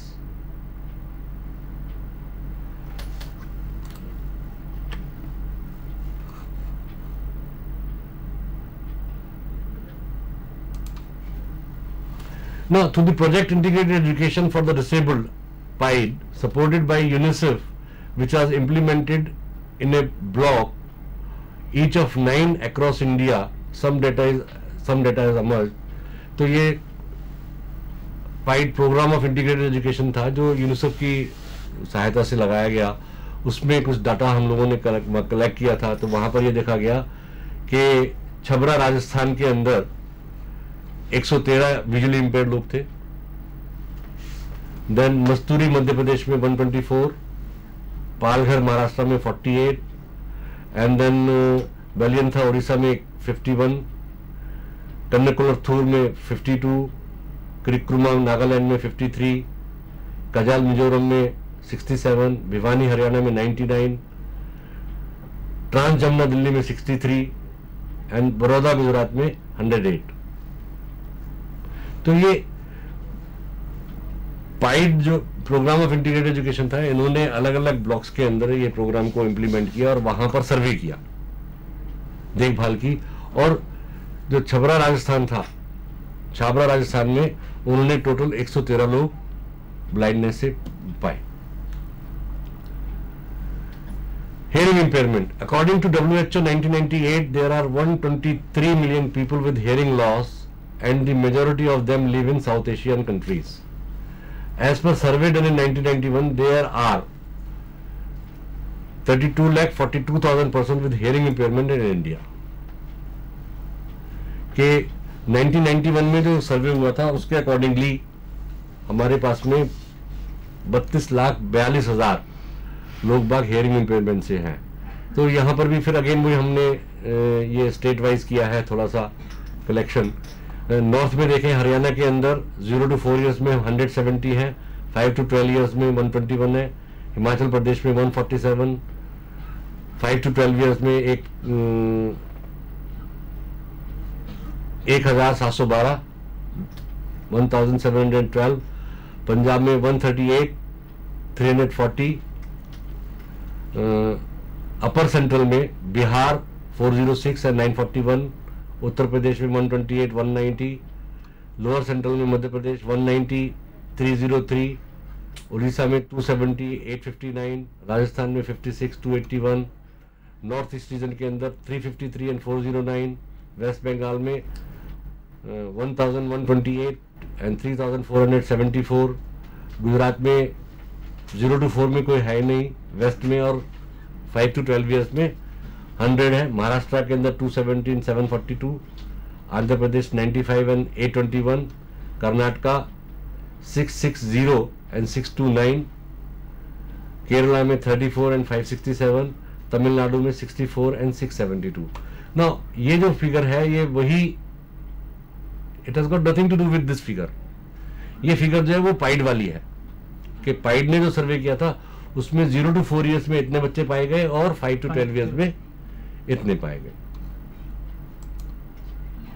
Now, mental retardation, prevalence of mental retardation as on NSS studies. Stratified rural samples, all India 31%. Okay, 31 per 1000. Stratified sample, all India 9 per 1000.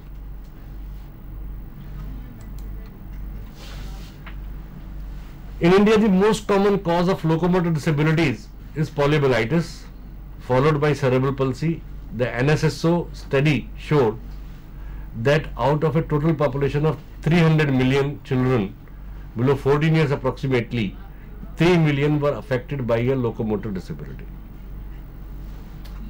कि national sample survey of India ने लगभग 300 million बच्चों का एक सर्वे किया था, जिस मतलब 0 से 14 साल तक के बिलो 14 इयर्स ऑफ एज. उसमें से approximate 3 millions were affected by locomotor disabilities. उनमें से लगभग 3 करोड़ जो हैं वो लोकोमोटर डिसेबिलिटी से अफेक्टेड थे. मतलब किसी को अस्थि विकलांग कहते हैं, या आप लोकोमोटर डिसेबिलिटी में चलन संबंधी जो है प्रॉब्लम जो है उनको हम कर सकते हैं. Now, according to WHO 1994, out of 10 million people affected with polio, nearly 60% were inhabitants of India. However, due to Plus Polio program, there should be a decline in the incidence of polio in the future. 1994 में जो WHO ने, world Health organisation ने किया कि 10 million people were affected with polio, और उसमें से 60% जो है वो इंडिया के रहने वाले थे. तो सीधा सीधा हो गया कि भाई 10 मिलियन में से 6 मिलियन जो बच्चे थे, लोग जो थे वो पोलियो से ग्रसित जो थे वो भारतवर्ष में रहने वाले थे ना. जो प्लस पोलियो जो चल रहा है, पल्स पोलियो जो है, इससे आने वाले समय में काफी डिक्लाइन आ जाएगा. इसकी जो प्रिविलेंस रेट है, इंसिडेंस जो है वो काफी कम हो जाएगा. तो cerebral palsy has an alarming high prevalence rate. Studies have found 1:5 to 3 per 5,000 of all infants born in India may develop cerebral palsy. 70% of the children with cerebral palsy are spastic, 10% arthritis and ectasia, and mixed type of cerebral palsy. तो यहाँ पर जो है ये मतलब अलग अलग studies हैं इसके अंदर. यहाँ लोकोमोटर डिसेबिलिटीज के अंदर, यहाँ लास्ट में जो हमने बात करी सेरेब्रल पल्सी में, कि 5 में से 1, 5 में से 3 पर 1000 इन्फेंट्स जो है वो बॉर्न ऐसे पैदा होते हैं जिनको और डेवलप सेरेब्रल पल्सी बाद में डेवलप कर लेते हैं. और 70% of children with cerebral palsy are spastic, मतलब उनके जो स्पास्टिक होते हैं बहुत कड़े ज्वाइंट्स होते हैं. और 10% ऑफ एथिटेसिस एंड एक्सटीसिया, mix type of cerebral palsy, उसमें 10% में एथोटिसिस होता है, एक्सटीसिया होता है, या mix type of cerebral palsy होता है. तो यहाँ हम देख रहे हैं कि जो इंसिडेंस एंड प्रिविलेंस है, हमने अलग अलग मतलब हियरिंग इंपेयरमेंट का क्या प्रिविलेंस है, ब्लाइंड का क्या प्रिविलेंस है, लोकोमोटर डिसेबिलिटीज का क्या प्रिविलेंस है, इसके बारे में हमने यहाँ पर काफी अभी बातचीत करी है. तो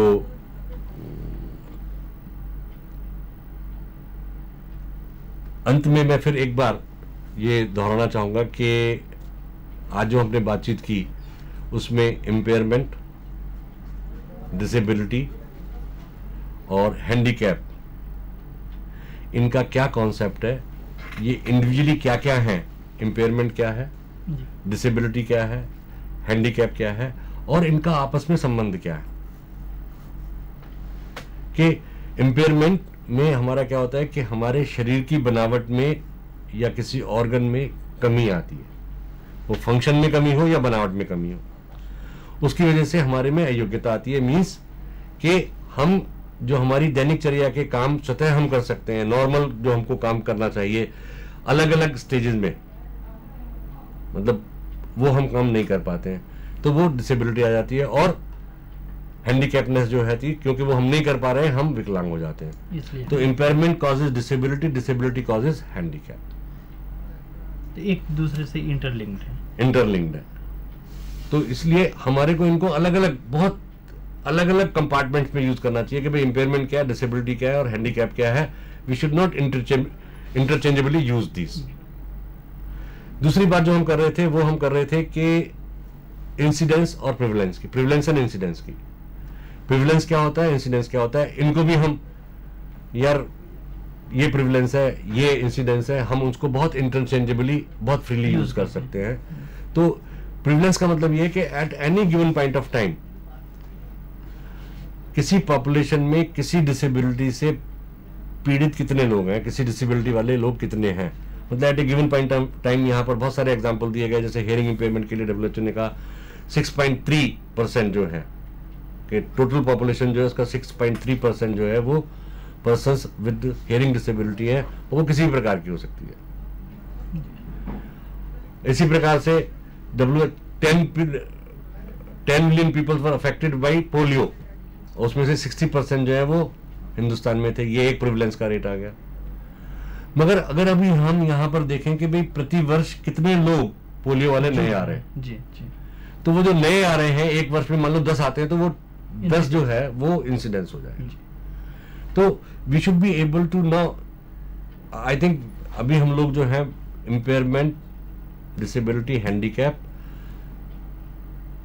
प्रिविलेंस एंड इंसिडेंस, इनके बीच में एक बहुत स्पेसिफिक लाइन खींच पाएंगे। समझ लिया। तो ऑडियंस, मैं अब यहाँ से आपसे मुखातिब होना चाहूँगा और मैं कहना चाहूँगा कि मुझे इस बात की उम्मीद है कि आपने इम्पेयरमेंट, डिसेबिलिटी और हैंडीकैप, ये जो तीनों टर्म्स हैं, इसके बारे में काफ़ी अच्छी जानकारी हासिल की होगी हमारे सर के प्रोग्राम के थ्रू। और इसी तरह से जो प्रिविलेंस और इंसिडेंस का मैटर था, इन दोनों के बीच में भी डिफरेंस आपको काफ़ी क्लियर हुआ होगा। इसके साथ में अब आज तो हमारे कार्यक्रम का समापन यहीं पर होता है, लेकिन हम आपसे फिर जुड़ेंगे एक नए कार्यक्रम में कुछ नई जानकारी लेकर के। तब तक के लिए हम आपसे विदा ले रहे हैं। नमस्कार।